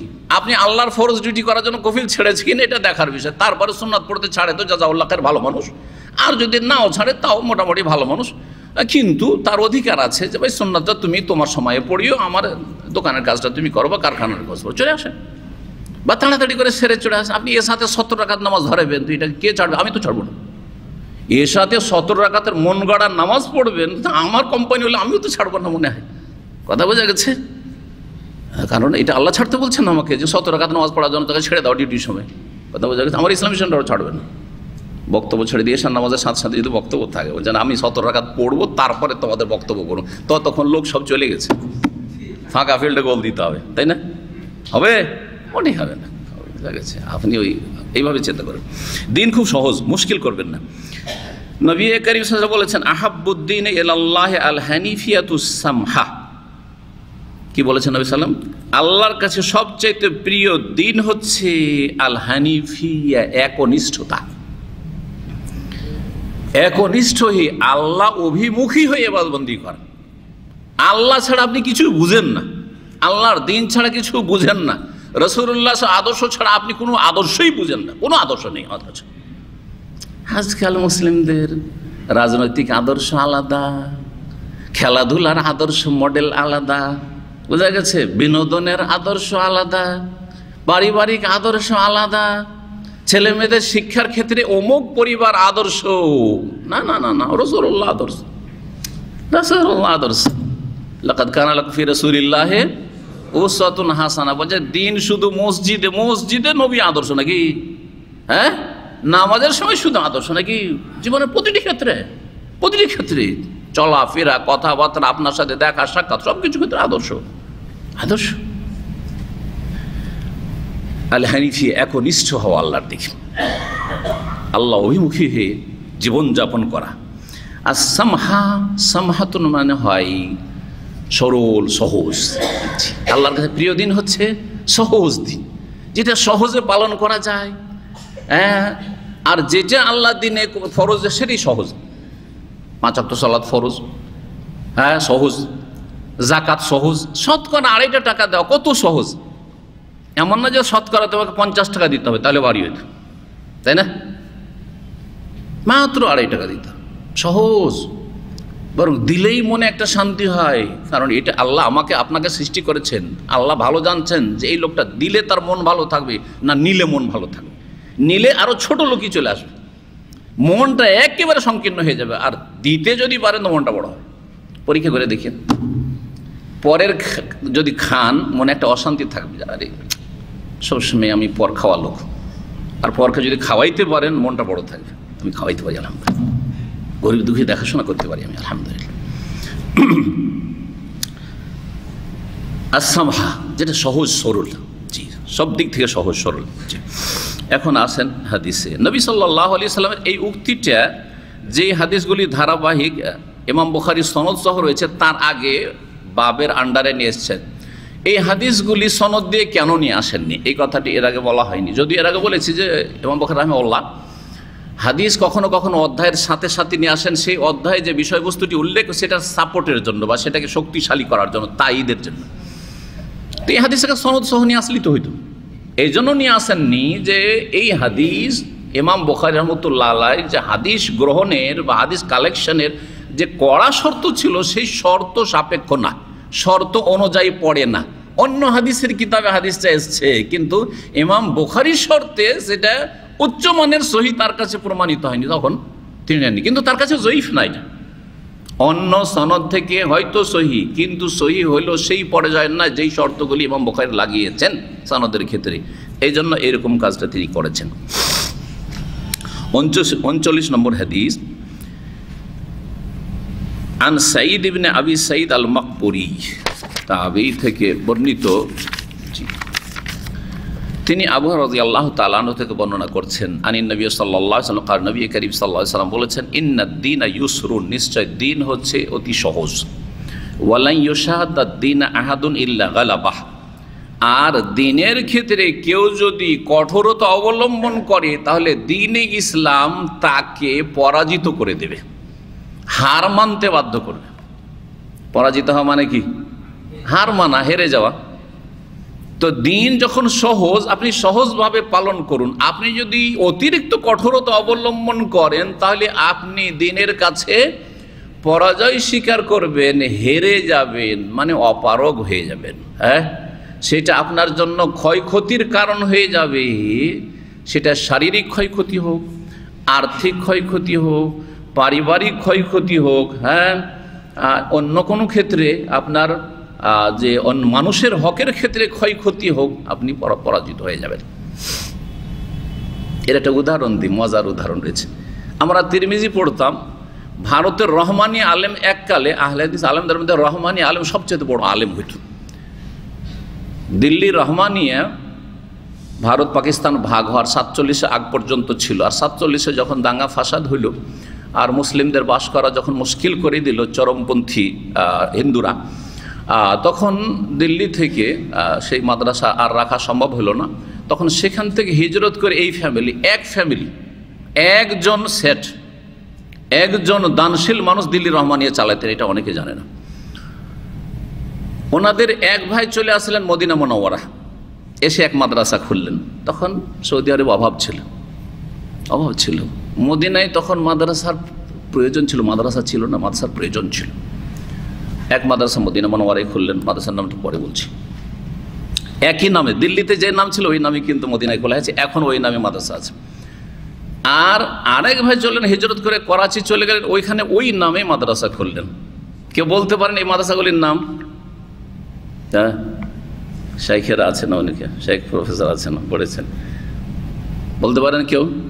কেউ জানেন না। দিল্লি রহমানিয়ার যারা ফারেক, দিল্লি রহমানিয়ার বড় ওস্তাদ ছিলেন শেখ ওবায়দুল্লাহ মোবারকপুরি রহমতুল্লাহ আলাইহ। তার মিশকাতের বিশাল ভাষ্য রয়েছে আরবিতে, মিরাতুল মাফাতি। তার ওস্তাদ ছিলেন মোহাম্মদ আব্দুর রহমান মোবারকপুরি, যে তিরমিজির ভাষ্য লিখেছেন, তোহফাতুল আহওয়াজি, এগুলো হাদিসের বড় বড় ভাষ্য, যা বিকল্প কিছু নেই। এরা ছিলেন সব পরম্পরা এই দিল্লি রহমানের ওস্তাদ। সর্বশেষ ওস্তাদ শেখুল হাদিস ছিলেন শেখ ওবায়দুল্লাহ মোবারকপুরি রহমতুল্লাহ আলাই, যার সাথে আমি আলহামদুলিল্লাহ তার জীবদ্দশায় জামে সালফের যখন ছাত্র ছিলাম 1985-86-তে বেনারসে, আহলে হাদিসদের ভারতের সবচেয়ে বড় মাদ্রাসা, তখন একবার গেলাম আমরা 2-3 জন সাথী মিলে শেখ সাহেবের সাথে দেখা। তখন শেখ সাহেব বললে ভারত উপমহাদেশে ওনাকে ছাড়ার কারণ নাম বলা হয়তো শেখ সাহেব। তো শেখ সাহেবের সাথে দেখা করে আসি, গেলাম ওনার বাড়িতে গিয়ে দেখা সাক্ষাৎ করলাম। উনি নিজ হাতে শরবত খাওয়াইলেন আমাদেরকে, এবং তিনি তাকে দিনের মাসলা মাসাইল তার কাছ থেকে কিছু জিজ্ঞাসা করলাম, শুনলাম। এই দিক থেকে উনি আমার ওস্তাদের সাথে সাথে আমারও কিছু সময়ের ওস্তাদ, আধা ঘন্টা তার বাসাতে বা বাড়িতে বসে থাকার ওস্তাদ। তার পোতা বা তার ছেলের ঘরের নাতি যেটাকে বলেন, আমার ক্লাসমেট আজহার আব্দুর রহমান, আমার ক্লাসমেট মদিনা ইউনিভার্সিটি। আর তার আব্বা, তার সাথে দেখা সাক্ষাৎ, তার আব্বাও বড় মাদানী একজন আলেম, মাওলানা আব্দুর রহমান বিন ওবায়দুল্লাহ। তো যাই হোক, এই পরিবারটা খুব বড় আলেম পরিবার। তার ছাত্র এই শেখ ওবায়দুল্লাহ মোবারকপুরীর ছাত্র বড় বড় রহমানি, যারা বাঙালি রহমানি আলেমরা ছিলেন। বাংলাদেশের ডক্টর আফতাব রহমানের নাম শুনেছেন কেউ? আহলে হাদিসের লোকেরা তো শোনা চাই। ডক্টর আফতাব রহমানি বড় একজন আলেম ছিলেন। আর আহমদুল্লাহ রহমানের নাম কেউ শুনেছেন? জি শুনেছেন। আস্তে করে কেন বলছেন? যেটি বাংলাদেশের বড় আহলে হাদিস মাদ্রাসা মোহাম্মদ আরবে যাত্রাবাড়ি, তার শেখুল হাদিস ছিলেন। এই গত কয়েক বছর আগে ইন্তেকাল করেছেন শেখ আহমদুল্লাহ রহমানি। ওনার একদিন বুখারীর ক্লাসে আমি 1988-তে ঢাকাতে বসেছি। জি, এটা ইতিহাস। আর বাকি আমার 3 জন রহমানি ওস্তাদ ছিলেন, 3 জন রহমানি ওস্তাদ ছিলেন। ঢাকাতে যে বছরে যায় তখন আমি দাওরা ফারিক হয়ে গেছি অলরেডি, জামে সেলফিয়া ফারিক, বানারস 2 বার করে দাওরা ফারিক হয়ে গেছি। আর তারপরে বেড়াতে গিয়ে ওনার দার্সে বসেছিলাম 1 ঘন্টা বুখারী ক্লাসে। আর আমার ওস্তাদ হচ্ছেন মৌলানা মুসলিম রহমানি, খুব প্রসিদ্ধ হাদিসের বড় আলেম ছিলেন মালদা ডিস্ট্রিক্টের। মৌলানা আব্দুল সত্তার রহমানি আরেকজন বড় আলেম ছিলেন, আরেকজন হচ্ছে জামাল উদ্দিন রহমানি। এই 3 জন আমার বেশ দীর্ঘ সময়ের ওস্তাদ। দাওরার বুখারীর ওস্তাদ মৌলানা আব্দুল সত্তার রহমানি, তিরমিজির ওস্তাদ হচ্ছে মুসলিম রহমানি। তো প্রথম হাদিস ভালো করে শিখি মৌলানা মুসলিম রহমানি রহমতুল্লাহ আলিম জামিয়ান, তার কাছ থেকে। তো ওনার ক্লাসে আমরা 7 জন সাথী ছিলাম তিরমিজির। মাদ্রাসা অত বড় না, সুতরাং 7 জন সাথী হওয়াটা অনেক বেশি দাওরা মাদ্রাসায় তিরমিজির ক্লাসে। তো তিরমিজির ক্লাসে উনি হাদিস এত সুন্দর পড়াইতেন, এত সুন্দর হাদিস পড়াইতেন। আর বেশিরভাগ 7 জনের মধ্যে আমি ডেলি ইবারত পড়তাম, কারণ তাড়াতাড়ি পড়তে হবে, যে বেশি পড়তে পারে তাকে পড়তে দিত। প্রথম দিকে 2-1 জন পড়তো, আর তারপরে সব বাদ গোটা বছর আমি পড়তাম আলহামদুলিল্লাহ। তো আমার একজন সঙ্গী ছিল বড় তাহাজ্জুদ গুজার, নামটা বলবো না, হ্যাঁ নাম বললে গিবত হয়ে যাবে, 2-1 জন হয়তো চেনবেনও যারা আশেপাশের আছেন। তো একজন আমার ক্লাসমেট ছিলেন, রাত্রে কয়েক ঘন্টা করে তাহাজ্জুদ পড়তেন, রাত্রে কয়েক ঘন্টা তাহাজ্জুদ পড়তেন। আর তিরমিজির এত সুন্দর চমৎকার হাদিসের দার্সে, যাতে আমার ব্রেন খুলেছে হাদিসের, হ্যাঁ সেই দার্সে ঝিমাইতেন। আমার সাথীটা ঝিমাতো, ঘুমাইতে থাকতো, ঘুমাইতো, এমন ঘুমাইতো, এমন ঝিমাইতো যে স্বপ্ন দেখতো, ক্লাসে স্বপ্ন দেখতো। আর ওস্তাদ খুব মিষ্টি ভাষায় ওকে কি করতো, মিষ্টি ভাষা মিষ্টি মারি দিত, যে ঘুমাইতো তখন আবার একটু জেগে উঠতো, আবার ঘুমাইতো, এরকম করতো। পরিণামটা কি, ওইদিকে তাহাজ্জুদ পড়া 2 ঘন্টা 3 ঘন্টা, আর ক্লাসে ঝিমানো। এর পরিণতি হচ্ছে যে কারি সাহেব একটা হেফজখানার একজন মোদারেস অথবা মক্তবের মোদারেস। কথা বুঝতে পারছেন না? দেখেন, তকদির তো আল্লাহ ফয়সালা করেছেন, কিন্তু কর্ম তকদিরের উপর নির্ভরশীল। হ্যাঁ, আর বা তকদির কর্মের উপর নির্ভরশীল। আপনার কর্ম প্রমাণ করবে যে আপনার তকদির কোন দিকে যাচ্ছে। আপনি নামাজে আপনি গাফেল থাকবেন, বলছে তকদিরে জান্নাত থাকলে কি করে পাবেন? আপনি নামাজে যত্নবান হন, দিনদার পরেজগার হন, তারপরে বলেন যে আমার তকদির ইনশাআল্লাহ ভালো হবে। কেন ভালো হবে না? আমি তো কর্মে ত্রুটি করি না। কথা বোঝা গেছে না? কিলহা ওয়া তাওয়াক্কাল। নবী সাল্লাল্লাহু আলাইহি ওয়াসাল্লামকে এক সাহাবী জিজ্ঞেস, ইয়া রাসূলুল্লাহ, আল্লাহর উপরে ভরসা করে মাঠে আমি যাচ্ছি, সফর করছি মরুভূমিতে, উটটাকে ছেড়ে দেবো আল্লাহ ভরসা, নাকি বেঁধে রাখবো? বলেন কি করবেন?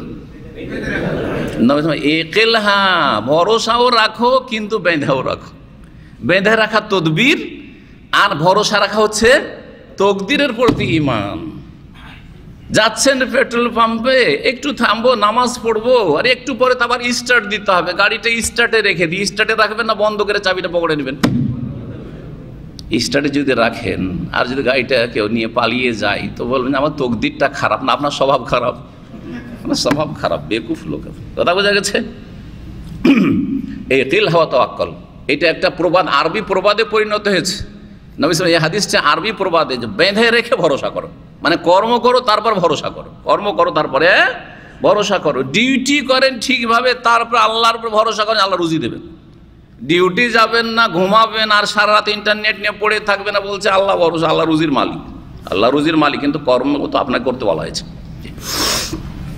কি বলছিলাম?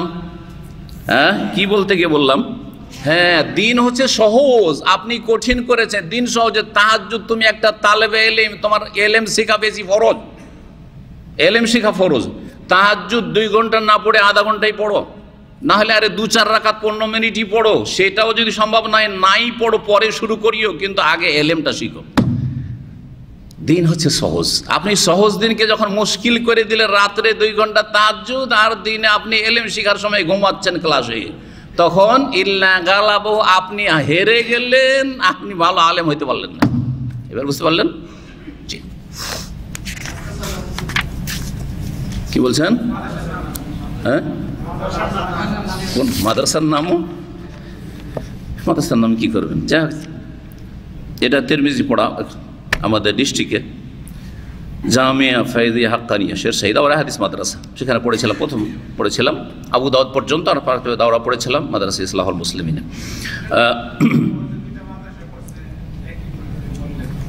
হ্যাঁ হ্যাঁ না না, ওটা তো আচ্ছা, ওইটা গল্প মাঝখানে এসেছিল, দিল্লি রহমানিয়ার, সংক্ষেপ হয়ে গেছে। দিল্লি রহমানিয়ার মাদ্রাসার নাম দারুল হাদিস। দারুল হাদিস ওখানে বন্ধ হয়ে গিয়ে এখন দেখছি সদর বাজার, দিল্লি কেউ যদি জানো, সদর বাজার একটা প্রসিদ্ধ এলাকা, পুরানো দিল্লি, সেখানে মাদ্রাসাটি স্কুলে পরিণত হয়েছে, মনে হয় এখন বালিকা স্কুল আর উচ্চ মাধ্যমিক। সেই মাদ্রাসা বড় দুঃখের বিষয়, ভারত ভাগ হওয়ার এগুলো হচ্ছে পরিণাম। আর তারপরে ওনারা আসার পরে এক ভাই এখানে সৈফুর রহমান ওনার নাম ছিল, নাম মনে আছে, কারণ ওনার ছেলের সাথে আবার আমার দেখা হয়েছে, পরিচয় আছে মদিনায়। তো সৈফুর রহমান সাহেব যিনি সেট ছিলেন, উনি মদিনায় এসে দারুল হাদিস মাদ্রাসা খুললেন বেশ কয়েক বছর আগে। উনি মারা গেছেন, ওনার ছেলে একজন স্বামী সৈফুর রহমান, তারা সৌদি নাগরিক হয়ে গেছে। এখানে যারা মদিনা আছে সৌদি নাগরিক হয়েছে। মাদ্রাসা দারুল হাদিস আল মাদানিয়া, আর মক্কাতে আরেকটি আছে দারুল হাদিস মক্কিয়া, দুটো দারুল হাদিস মক্কার মদিনাতে আছে।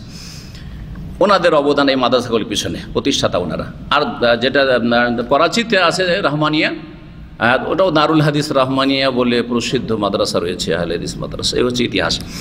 তো বলছিলাম যে সেখান থেকে কোনো ছোট আলেম পয়দা হতো না। যদি শিক্ষা প্রতিষ্ঠান ভালো হয় আর সেখানকার শিক্ষক যদি ভালো হয়, আলেম যদি স্টাফ ভালো থাকে, তাহলে অবশ্যই প্রোডাকশন ভালো হবে। দিন খুব সহজে কথায় বুঝাতে চাইছিলাম। ভালো আলেমদের কাছ থেকে শেখার ক্ষেত্রেও যদি আপনি ঘুমান, তাহলে আপনি অবহেলা করলেন, তাই না? অবহেলা করলেন, তা যত্ন সহকারে আপনাকে শিখতে হবে।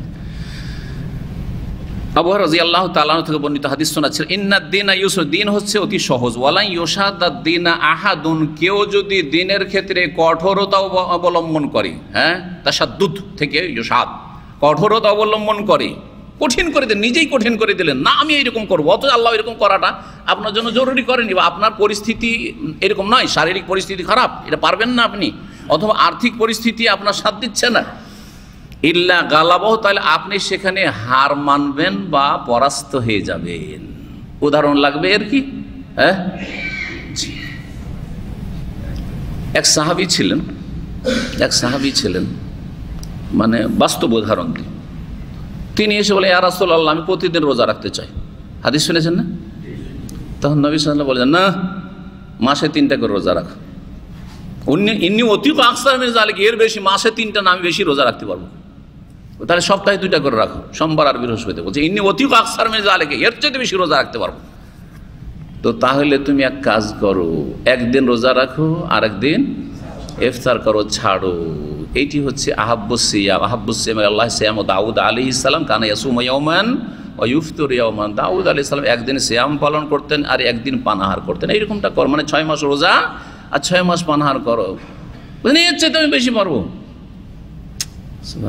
এমনকি দাউদ আলাইহিস সালাম রোজা রাখতে গিয়ে তার অবস্থাটা কি হয়েছিল, নবী সাল্লাল্লাহু আলাইহি ওয়াসাল্লাম বারবার করে নিষেধ করছিলেন।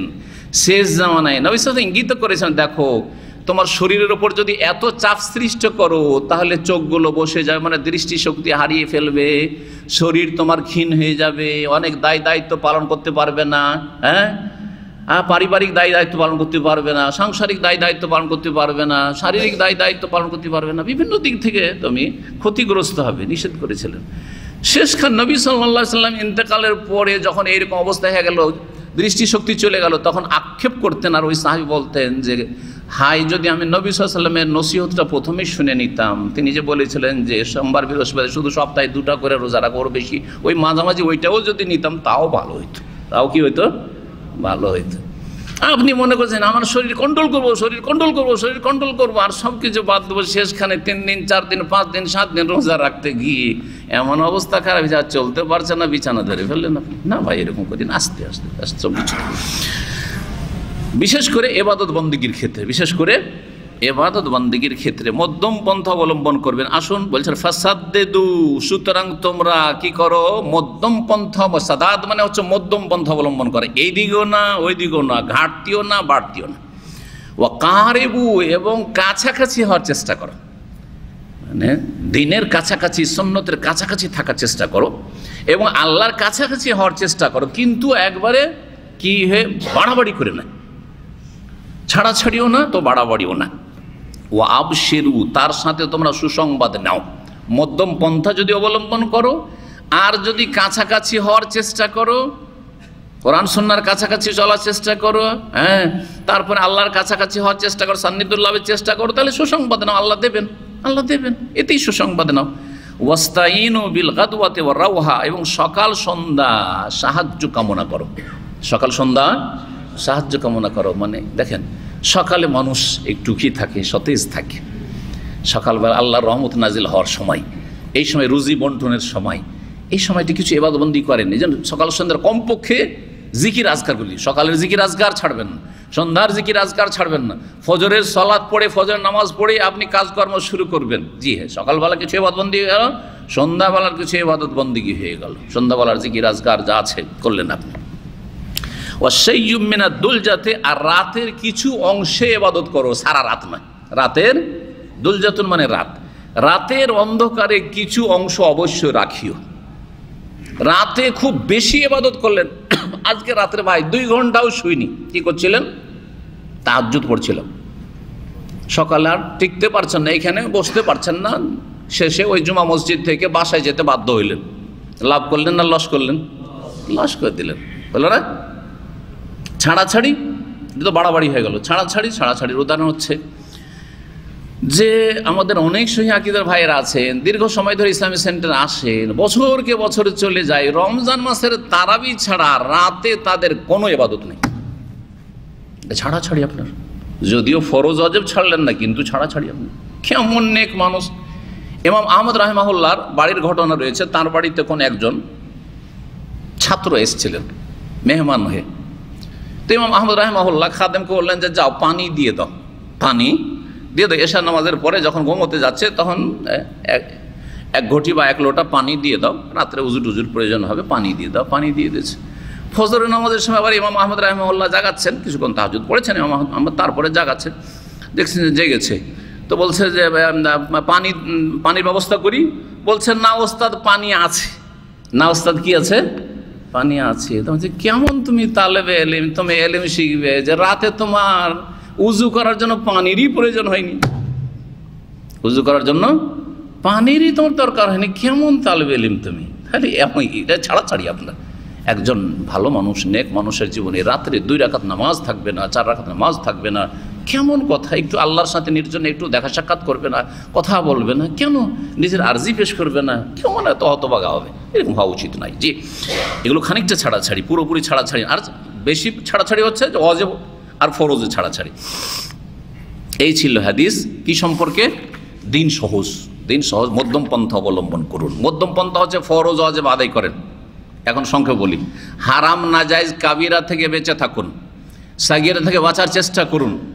আর মধ্যম পন্থা হচ্ছে সুন্নাত মুস্তাহাবগুলি পালনের চেষ্টা করুন।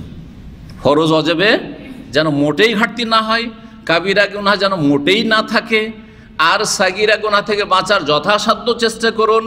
আর বেশি যেন না, তাও যদিও 2-1টা হয় তো বেশি যেন সেটা না হয়। আপনার যেটা সেটা যেন অনুভূতি থাকে যে আমার ছোট ছোট ভুলগুলো হয়ে যাচ্ছে, তো কতটা হয়ে যাচ্ছে, খুব বেশি যেন না হয়, নইলে সেটা কাবিরার আকার ধারণ করবে।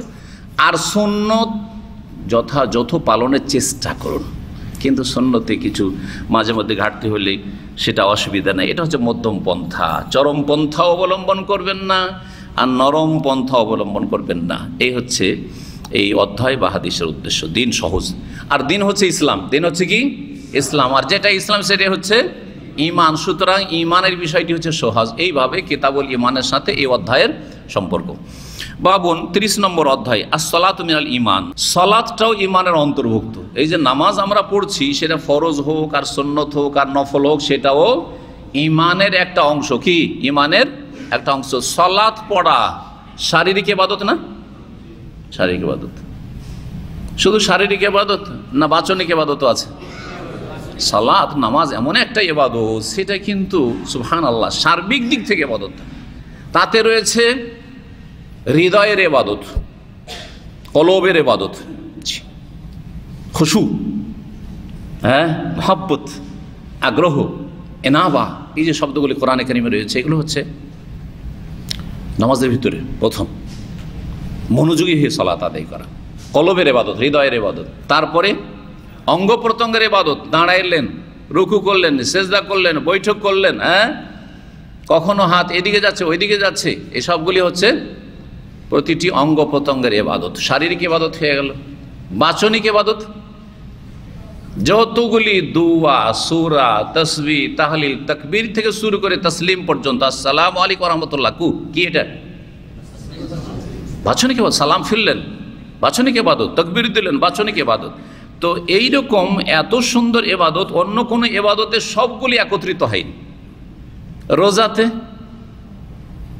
রোজা হচ্ছে নেগেটিভ ইবাদত, মানে পানাহার ত্যাগ করতে হবে, স্বামী স্ত্রী মিলন ত্যাগ করতে হবে, রোজা ভঙ্গের কারণগুলি ত্যাগ করতে হবে, ত্যাগের ইবাদত, তারকের ইবাদত। জি, শারীরিক ইবাদত। বাচনিক কোন ইবাদত? সারা দিন কোনো কথা বলেনি, রোজা হবে না? হবে না? কোনো কথা বলেননি, কোনো তসবিহ করেনি, রোজা হবে না? হবে না? তাহলে বাচনিক ইবাদত নেই রোজাত। যাকাত শুধু আর্থিক ইবাদত, শুধু আর্থিক ইবাদত। জি, হজ আর্থিক এবং শারীরিক ইবাদত। বাবু সলাত মিলে মানুষ, সলাতটা যদিও শারীরিক বাচনিক ইবাদত বা অন্তরের ইবাদত, কিন্তু এটাও ঈমানের অন্তর্ভুক্ত। তার মানে আমল ঈমানের মধ্যে, কার আমল ঈমান থেকে ভিন্ন না। এর দলিল কোরআনে কারীমের সূরা বাকার আয়াত নম্বর 143, ওয়াকাউলিল্লাহ তাআলা, মহান আল্লাহর এই বাণী হচ্ছে এর দলিল যে নামাজটাও ঈমানের অন্তর্ভুক্ত। আল্লাহ কি বলছেন? ওমা কান আল্লাহু লিইউযিয়া ঈমানাকুম, আল্লাহ এমন নন যে তোমাদের ঈমানকে বিনষ্ট করে দেবেন। আল্লাহ এমন নন যে তোমাদের ঈমানকে কি করবেন? বিনষ্ট করবেন। কি মানে? এর শানে নজুল জানতে হবে। শানে নজুল আসছে হাদিসে, তবে সংখ্যা বলে দিই। নবী করিম সাল্লাল্লাহু আলাইহি সাল্লাম যখন মক্কা থেকে মদিনা আসলেন, তারপরে কি করলেন? এসে বাইতুল মুকাদ্দাসের দিকে মুখ করে বা বাইতুল মুকাদ্দাসকে কিবলা বানিয়ে সালাত আদায় শুরু হলো। আল্লাহর পক্ষ থেকে হুকুম আসলো যে বাইতুল মুকাদ্দাসকে এখন কি করো? কিবলা বানাও। কত মাস ধরে বাইতুল মুকাদ্দাস কিবলা ছিল? 16-17 মাস, 16.5 মাসের কাছাকাছি। মাসে মাসে 17, আর যদি দিন থেকে দিন ধরেন তাহলে 16 মাস। এই জন্য 16-17 হাদিসে এসছে। 16-17 মাস কি করলেন? বাইতুল মুকাদ্দাসকে কিবলা বানিয়ে নামাজ পড়লেন। কিন্তু নবী সাল্লাল্লাহু আলাইহি ওয়াসাল্লাম মনটা কি চাইছিল? যে মক্কার দিকে, কাবার দিকে ফিরে যায়। আল্লাহ কাবার দিকে 16-17 মাস পরে ফিরিয়ে দিলেন। এই যে 16-17 মাসের মাঝখানে কিছু সাহাবায়ে কেরামরা ইন্তেকাল করলেন, মারা গেলেন। কাবার কিবলাকে, নতুন কিবলাকে যে পরে যে কিবলা আসলো সেই কিবলাকে পাননি। এই সাহাবায়ে কেরাম যারা ইন্তেকাল করেছেন এই 16-17 মাসের মাঝখানে, এদের সম্পর্কে সাহাবায়ে কেরামদের মনে সংশয় সৃষ্টি হলো যে হায় আল্লাহ, কি হলো আমাদের বাপদাদা বা আত্মীয় স্বজন ভাই বেরাদর যারা এই 16-17 মাসের মাঝখানে মারা গেছে বাইতুল মুকাদ্দাসে মুখ করে নামাজ পড়ে, আর তাদের কাবার কিবলা নসিব হলো না, এরা কি জান্নাত পাবে না পাবে না? এদের আমল কি কবুল হবে কি হবে না? এদের রোজাগুলি, নামাজগুলি কি হবে? যেমন অনেকে প্রশ্ন করেন যে শেখ এতদিন তো বেদাতি নামাজ পড়েছি, সারা জীবন 20 বছর 30 বছর ধরে, অনেকে 40-50 বছর পরে হেদায়েত নসিব হয়েছে, বেদাত মুক্ত হয়েছেন। নামাজ তো দিয়ে নামাজ পড়েছি, ইক্তাদায় তো বেহাজাল ইমাম দিয়ে নামাজ পড়ি, সম্মিলিত মোনাজাতের বেদাত দিয়ে নামাজ পড়েছি, মাথায় হাত দিয়েছি সালাম ফেরার পর, এই যে বেদাতি নামাজ পড়েছি। তো এখন এতদিনে বুঝতে পারলাম যখন বুড়ো 60 বছর বয়স হয়ে গেছে, 70 বছর বয়স হয়ে গেছে, তো আমার এতদিনের ইবাদতগুলি কবুল হবে কি? প্রশ্ন উঠে না উঠে না? এর উত্তর কি দেবেন? অবশ্যই কবুল হবে, অবশ্যই কবুল হবে, কারণ এর আগে সে বেচারা জানতো না। সুতরাং আল্লাহ এই ওজর কবুল করবেন যে তুই জানতি না, সুতরাং তোর ইবাদত কবুল হবে। কিন্তু যেই দিন জেনে গেছে হক, জানার পরেও যদি প্রত্যাখ্যান করে থাকে আমি এটা মানি না, তখন আল্লাহ শুনবেন না যে তোমাকে জানিয়ে দেওয়ার ব্যবস্থা আমি করেছি, ওসিলা করে দিয়েছিলাম যে তুমি সঠিকটা জানবে, তারপরেও যখন মানোনি, সুতরাং আজকে থেকে তোমার বেদাতি নামাজ মকবুল না। মান আমিলা আমালান লাইসা আলাইহি আমরুন ফাহুয়া রাদ্দুন, তখন জানিয়ে দেওয়ার পরে, না জানার পরে আপনি ফতোয়া দেবেন যে তোমার নামাজ বাতিল, সেটা চলবে না। আপনি জানাননি কেন? আপনার দায়িত্ব ছিল জানিয়ে দেওয়া।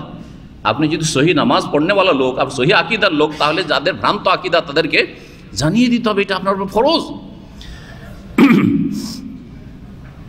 তো এই যখন সংশয় উঠেছিল তখন আল্লাহ এই ঘটনার বা এই সংশয়ের নিরসনের জন্য আর এই ঘটনার পরিপ্রেক্ষিতে এই আয়াত নাযিল করেন, ওমা কানা আল্লাহু লিইউযিয়া ঈমানাকুম, আল্লাহ এমন নন যে তোমাদের ঈমানকে বরবাদ করে দেবেন, বিনষ্ট করে দেবেন। ঈমান বরবাদ করে দেবেন মানে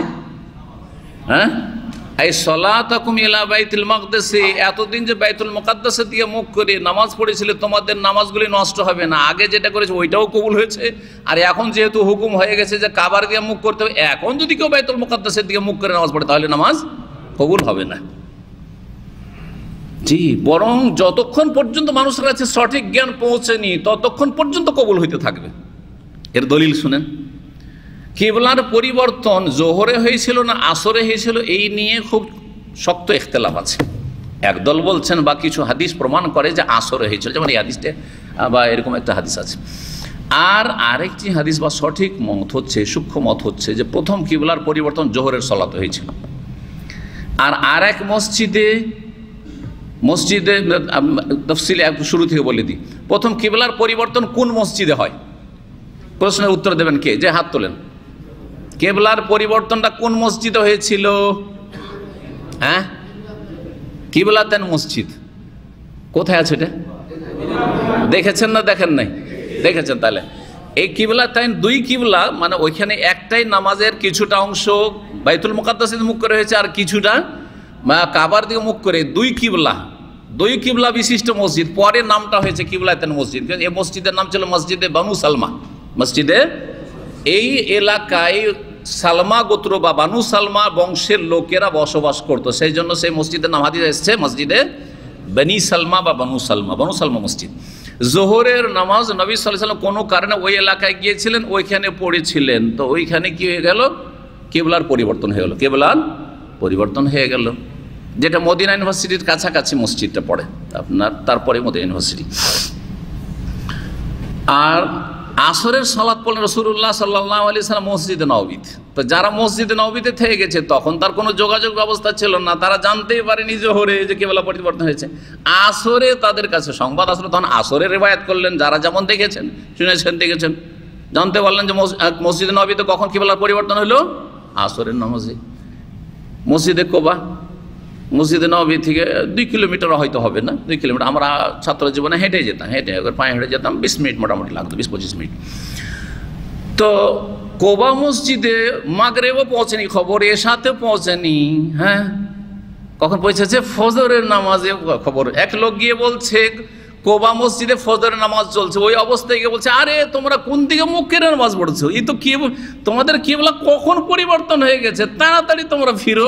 একজন লোকে খবর দিল, সাথে সাথে ইমাম সাহেব মুক্তাদিরা সবাই মিলে ফিরে গেল। কথা বুঝছেন না? এ হচ্ছে তফসিলি বিস্তারিত ঘটনা কিবলা পরিবর্তনের মদিনার। এখানে যেটা শিক্ষার বিষয় সেটা হচ্ছে যতক্ষণ পর্যন্ত মানুষের আজকে এলেম পৌঁছিবে না ততক্ষণ পর্যন্ত ভুল আমলটা কবুল হবে। কথা ঠিক কিনা? কিবলাতেনের লোকেরা প্রথমে জোহরে কিবলা পরিবর্তন করলো। মসজিদে নবী তো ওইভাবে নামাজ হয়ে গেছে, নবী সাল্লাল্লাহু আলাইহি ওয়াসাল্লাম ছিলেন না, খবরও পৌঁছেনি আসরে। তারপরে মাগরিব এশা ওগুলো ঠিক আছে, মানে কাবাকে সামনে করে হইলো, কিন্তু কোবাতে খবর পৌঁছেনি। সুতরাং ওখানে ফজর পর্যন্ত তাহলে কয় ওয়াক্ত নামাজ? তাদের জোহরের কিছু অংশ, আসর, মাগরিব, এশা, 4 ওয়াক্ত নামাজ কোন দিয়ে হয়েছে? বাইতুল মুকাদ্দাসকে মুখ করে হয়েছে। নবী সাল্লাল্লাহু আলাইহি ওয়াসাল্লাম এই কথা বলে, তোমাদের নামাজগুলি সব বাতিল, নতুন করে পড়ো বলেছেন, কারণ খবর পৌঁছেনি। সুতরাং তারা এর মোকাল্লাফ না, এই দায়িত্ব তাদের এখন আসেনি। যখন আমার কাছে খবর পৌঁছবে তখন তার দায়িত্ব আমার উপর আসবে। যতক্ষণ পর্যন্ত কোম্পানি আপনাকে একটা দায়িত্ব না দিয়েছে, হয়তো অন্য কর্মচারীদেরকে বলে দিয়েছে, আপনি সেদিন অ্যাবসেন্ট ছিলেন, আপনাকে বলেনি, 2 দিন পরে জানতে পারছেন, যেদিন জানছেন সেদিন তো আপনার ডিউটি শুরু হবে। কথা ঠিক না? ঠিক। এখন হাদিস লম্বা আছে, তরজমা করি। বারা বিন আযিব রাদিয়াল্লাহু তাআলা আনহু থেকে বর্ণিত, তিনি বলছেন যে আন্নান নবী সাল্লাল্লাহু আলাইহি ওয়াসাল্লাম কান আউয়াল মা কাদিমাল মদিনাতা, নবী করিম সাল্লাল্লাহু আলাইহি ওয়াসাল্লাম সর্বপ্রথম যখন মদিনায় পদার্পণ করলেন, নাযালা আলা আজদাদিহি আও কালা আখওয়ালিহি, তিনি অবতরণ করলেন এসে তার নানা বংশের কাছে। নানা বংশ, আজদাদ, জাদ্দুন মানে দাদাও হয় আর জাদ্দুন মানে নানা হয়। যেমন বাংলাদেশের অধিকাংশ এলাকাতে নাতি ছেলে মেয়েকেও নাতিন আর মেয়ের ছেলে মেয়েকেও নাতিন বলেন, ঠিক ওই রকমই আরবরা জাদ্দুন বলে দাদা, কেউ দাদিকেও জাদ্দুন, আর নানা নানিকে কি বলে? জাদ্দুন জাদাতুন। তো নবী সাল্লাল্লাহু আলাইহি ওয়াসাল্লামের দাদা বংশ তো মক্কাতে, নানা বংশ কোথায়? মদিনাতে। নানা বংশ কোথায়? মদিনায়। জি। তো নানা বংশ মানে তাহলে বাপের যারা নানা বংশ তারাও কিন্তু, দাদার নানা বংশ তারাও কিন্তু নানা, শরীয়তের পরিভাষা, এইটা মনে রাখেন।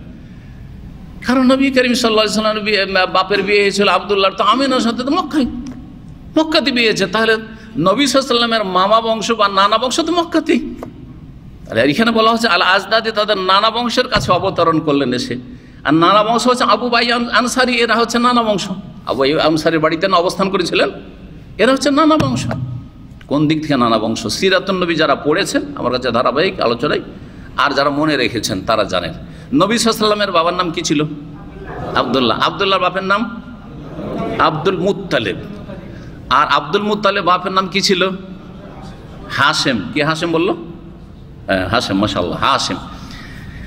আচ্ছা, এই আব্দুল মুত্তালিবের নাম আব্দুল মুত্তালিব কেন পড়লো কি জানেন? মনে আছে? তার আসল নাম শাইবা ছিল। তার আসল নাম কি ছিল? শাইবা।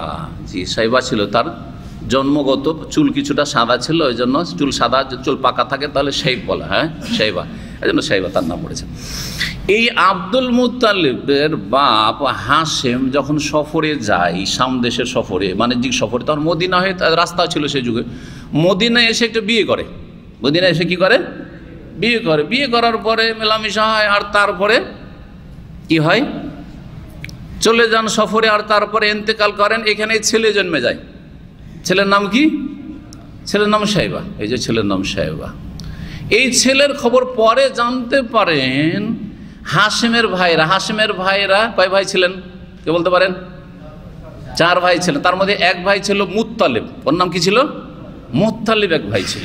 আর নওফাল আর আব্দে শামস, এই 4 ভাই। নওফাল, আব্দে শামস আর হাশেম, কি বলেন, হ্যাঁ, আর মুত্তালিব। তো এই মুত্তালিব যখন জানতে পারলো যে মদিনায় আমার ভাই হাশেম বিয়ে করেছিল, আর বিয়ে করে সেখানে একটা বাচ্চা হয়েছে, আর বাচ্চাটা ওর মামাদের বাড়িতে ওখানে থেকে গেছে ওর মায়ের কাছে। মদিনা হয়ে একবার আসলেন, আসার পরে বললেন যে আমাদের ছেলে আমাদেরকে দিয়ে দাও। এই ছেলেকে তখন উটের পিঠে করে নিয়ে চলে গেলেন।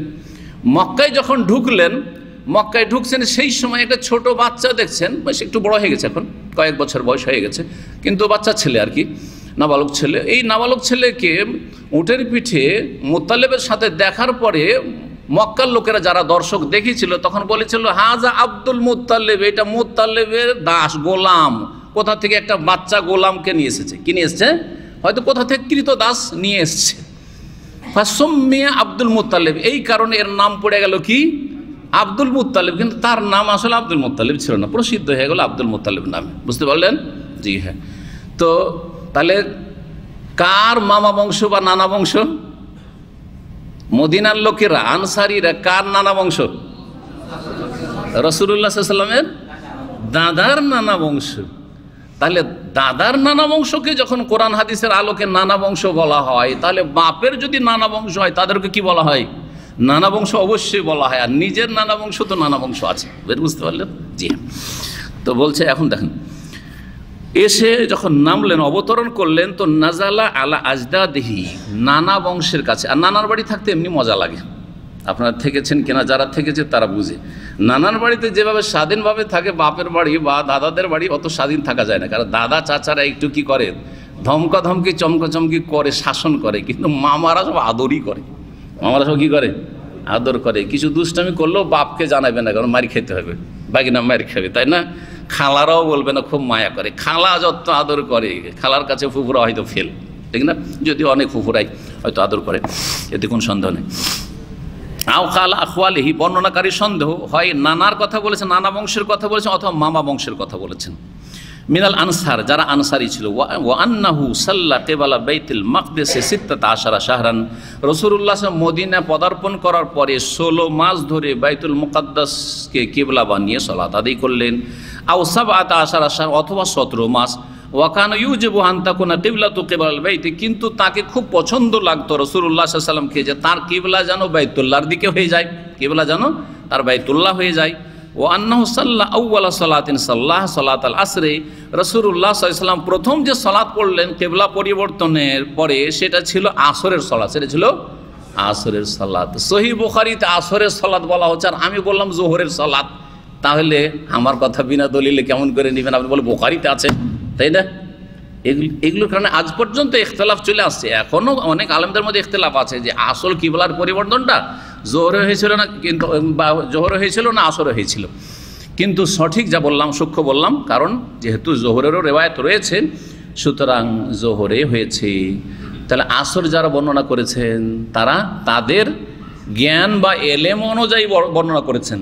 আরেকটা এখানে সমন্বয়ের একটা দিক, খুব গুরুত্বপূর্ণ দিক উল্লেখ, সেটা হচ্ছে পূর্ণ পারফেক্ট শুরু থেকে শেষ পর্যন্ত পুরো নামাজ কিবলা পরিবর্তনের পরে যেটা হয়েছে কাবাকে সামনে করে, সেটা হচ্ছে আসরের নামাজ। এর বুঝতে পারলেন? অর্থাৎ যখন কিবলা পরিবর্তন হয় জোহরে, তখন তো কয়েক রাকাত হয়ে গেছে রুকু, অহম রুকুন, হাদিস আছে রুকু অবস্থায় ওহী হয়েছে। তাহলে এটা দ্বারা আরো বোঝা যায় যে নবী সাল্লাল্লাহু আলাইহি সাল্লামের উপর ওহী কখনো কখনো নামাজের ভিতরেও চলে আসতো। সুবহানাল্লাহ, নামাজ পড়ছেন ওহী চলে এসছে, বিনা ওহীতে। ওহী যদি নামাজের আগে আসবে তো আগেই উনি কিবলা পরিবর্তন করে নামাজ শুরু করতেন, তাই না? তাহলে নামাজ অবস্থাতে জিবরাইল আলাইহিস সালাম আল্লাহর পক্ষ থেকে ওহী নিয়ে আসছেন, এটা আল্লাহর হিকমা। আল্লাহ ইচ্ছা করলে নামাজের ভিতরেও কোনো হুকুম করতে পারেন যে তুমি এরকম করো, এতক্ষণ করছিলে পরিবর্তন হয়ে যাবে সাথে সাথে। এমন দেরি করলেন না কিন্তু। দেখেন, এটার নাম হচ্ছে আনুগত্য। আল্লাহর আনুগত্য করতে হবে, রাসূলের আনুগত্য করতে হবে, বিধানের ওহীর আনুগত্য করতে হবে। সাথে সাথে এই কথা বললেন না রাসূলুল্লাহ জিবরাইলকে যে আচ্ছা ঠিক আছে তুমি তো জানিয়ে দিলে, তো নামাজটা পুরা করে নি, তারপরে যখন সুন্নাতগুলি পড়বো বা আগামী নামাজ পড়বো তখন কিবলা পরিবর্তন করেন, বললেন না? সাথে সাথে রুকুর অবস্থায়, রুকু থেকে উঠলেন, রুকুর অবস্থায় রুকু করতে করতে নিজেও ঘুরে গেলেন, আর সাহাবীরা যারা পিছনে ছিলেন প্রত্যেকটা কাতার ঘুরে গেল, একবারে পুরোপুরি ঘুরে যায়। এদিকে মুখ করে আছেন আপনারা তো, পুরো ওইদিকে মুখ করে, ওইদিকে মুখ হয়ে গেল। কারণ বাইতুল মুকাদ্দাস ছিল কোন দিকে? মদিনা থেকে কোন দিকে বলতে পারছেন না? যে বলবে হাত তুলেন। উত্তর দিকে, উত্তর দিকে। মাশাআল্লাহ, কেউ পূর্ব দিকে বলছেন নাকি? উত্তর দিকে বলেছেন, ঠিক আছে। সবাই বললে বোঝা যায় না কিছু, একজন বলবেন। উত্তর দিকে ছিল কি? বাইতুল মাকদেস। তো উত্তর দিকে মুখ করে নামাজ পড়ছিলেন। আর কাবা কোন দিকে ছিল? হ্যাঁ, দক্ষিণ দিকে। দক্ষিণ দিকে, পশ্চিম বললো নাকি কেউ? দক্ষিণ দিকে। তাহলে পুরোপুরি রুকু অবস্থা এইভাবে রাউন্ড দিয়ে ঘুরে গেল। জি হ্যাঁ, একটা সারহাতে একটা হাদিসের ভাষ্যে একবারে বা সিরাতুন নবীতে ও নকশা দিয়ে দিয়েছে কেমন করে লাইনটা রাউন্ড দিয়ে ঘুরেছিল রুকুর অবস্থায়। রুকু অবস্থায় এক করে যেমন মিলিটারিরা ঘোরাঘুরি করে, ওইভাবে যেন ঘোরাঘুরি ঘুরে ওরা একবারে পরিবর্তন করে কিবলা পরিবর্তনে উল্টো দিকে একবারে মুখ। নামাজের অবস্থায়, নামাজ ছাড়েন, রুকু চলছে আর কিবলারও পরিবর্তন হচ্ছে। সুবহানাল্লাহ। এর নাম হচ্ছে কি? আতিউল্লাহ ওয়া আতিউর রাসূল। আল্লাহর আনুগত্য করো, রাসূলুল্লাহ সাল্লাল্লাহু আলাইহি ওয়াসাল্লামের আনুগত্য করো। এটা হয়েছিল। তাহলে আংশিক নামাজ হয়েছিল কোথায়? বাইতুল মুকাদ্দাসকে মুখ করে। আর আংশিক নামাজ হয়েছিল, বাকি নামাজটা হয়েছিল কাবাকে সামনে করে। কিন্তু আউয়ালা সালাতিন সালাত, সর্বপ্রথম যে সালাতটি আদায় করেছিলেন পূর্ণ বাইতুল্লাহকে সামনে করে, সেটা ছিল কেবলাল বাইতে, বাইতুল্লাহ সামনে করে। তাহলে হাদিস সমন্বয় হয়ে গেল না? তো হাদিসের সমন্বয়ে দুটো কথা বলতে পারি। একটা হচ্ছে যে পূর্ণ নামাজ যেটা কেবলা পরিবর্তনের পরে হয়েছে সেটা ছিল আসরের নামাজ, এটা এই হাদিসে বলা হয়েছে। আর আরেকটি অর্থ হচ্ছে যে যেমন জেনেছে তেমন সে বর্ণনা করেছে। বারা বিন আযিব বর্ণনাকারী প্রথম নামাজ পড়েছিলেন কিবলা পরিবর্তনের পরে আসরের নামাজ মসজিদে নববীতে। সুতরাং আসরে তিনি জানতে পেরেছেন। জোহরেই যে কিবলা পরিবর্তন হয়ে গেছে সেটা তিনি জানেননি, সেটা তিনি জানতে পারেননি। জি, সুবহানাল্লাহ। সময় শেষ হয়ে চলে গেছে, কিন্তু হাদিস শেষ করা সম্ভব হবে না, হয়তো আজান হয়ে যাবে। তারপরে বলছেন যে ফাখারাজা রাজুলুম মিম্মান সাল্লা মাহু, একজন লোক বেরিয়ে আসলো যারা নামাজ পড়েছিল তাদেরই একজন। ফামাররা আলা আহলিল মসজিদিন, আরেক মসজিদের পাশ দিয়ে সে অতিক্রম করছিল। ওয়াহুম রাকিউন, তারাও সেই সময় রুকুতে ছিল। এই অবস্থায় ফাকালে এসে বলে আশহাদু বিল্লাহ, আমি আল্লাহর নাম নিয়ে সাক্ষী দিচ্ছি, লাকাদ সাল্লাইতু মা রাসূলিল্লাহ সাল্লাল্লাহু আলাইহি ওয়াসাল্লাম, আমি সালাত আদায় করেছি কেবলা মক্কা, মক্কার দিকে মুখ করে। ফাদারু কামাহুম কেবলাল বাইতে, সাথে সাথে তারাও ফিরে গেল। এটা ছিল ফজরের নামাজে, অন্য হাদিসে রয়েছে। ওয়াকানাতিল ইয়াহুদ কাদ আজাবাহুম, ইহুদিরাকে পছন্দ লাগতো। কি পছন্দ লাগতো? যে ইহুদিদের পছন্দনীয় হচ্ছে ফিলিস্তিন, বাইতুল মাকদেস। সুতরাং বাইতুল মাকদেসে মুখ করে নামাজ পড়ুক। তারা রেগে গেল, তারা মদিনার রাগ করা শুরু করলো, যে আরে কি শুরু করলো মোহাম্মদ রে, কয়দিন নামাজ পড়লো বাইতুল মুকাদ্দাসকে মুখ করে, আবার ছেড়ে দিল। যারও এই বাপদাদার টান টেনেছে, বলতে শুরু করলো যে বাপদাদার টান টেনেছে। এ তো বলতো না যে ওহির মাধ্যমে করছে। ফাল্লামা ওয়ালা ওয়াজহ, যখন চেহারা ফিরিয়ে দিলেন কেবল বাইতুল্লাহ আনকারু যালিকা, তখন তারা প্রতিবাদ করা শুরু করলো, তারা আলোচনা সমালোচনা শুরু করলো। তারপরে বারা বিন আযিবের আরেকটি হাদিসে অতিরিক্ত রয়েছে, আন্নাহু মাতা আলাল কিবলাতি ক্বাবলা আই তুহাওয়ালা, বলছেন যে কিবলার আগের কিবলার উপরে মারা গিয়েছিল কিবলা পরিবর্তনের পূর্বে রেজালুন বেশ কিছু লোকেরা, ওই যে কিছু লোকেরা মারা গেছিল, অকতুল কেউ কেউ শহীদ হয়েছিল, ফালাম নাদরে মা নাকুলু ফিহিম, তাদের ক্ষেত্রে আমরা কি বলবো ওদের নামাজগুলি কবুল হইল কি হইল না। ফানজালাল্লাহু তাআলা, তখন আল্লাহ এই আয়াত নাযিল করেন, মা কান আল্লাহু লিইউযিয়া ঈমানাকুম, আল্লাহ তোমাদের ঈমানকে বিনষ্ট করবেন না, মানে তোমাদের সালাতগুলি যেগুলি পড়েছো 16-17 মাস, আর তারপরে নতুন কিবলা তোমরা পাওনি, মারা গিয়েছো, তোমাদের নামাজগুলিকে আল্লাহ কি করবেন না, নষ্ট করবেন না। এখানেই আলোচনা শেষ করছি। ও সাল্লাল্লাহু আলা মুহাম্মদ ওয়া আলা আলিহি ওয়া সাহবিহি আজমাইন।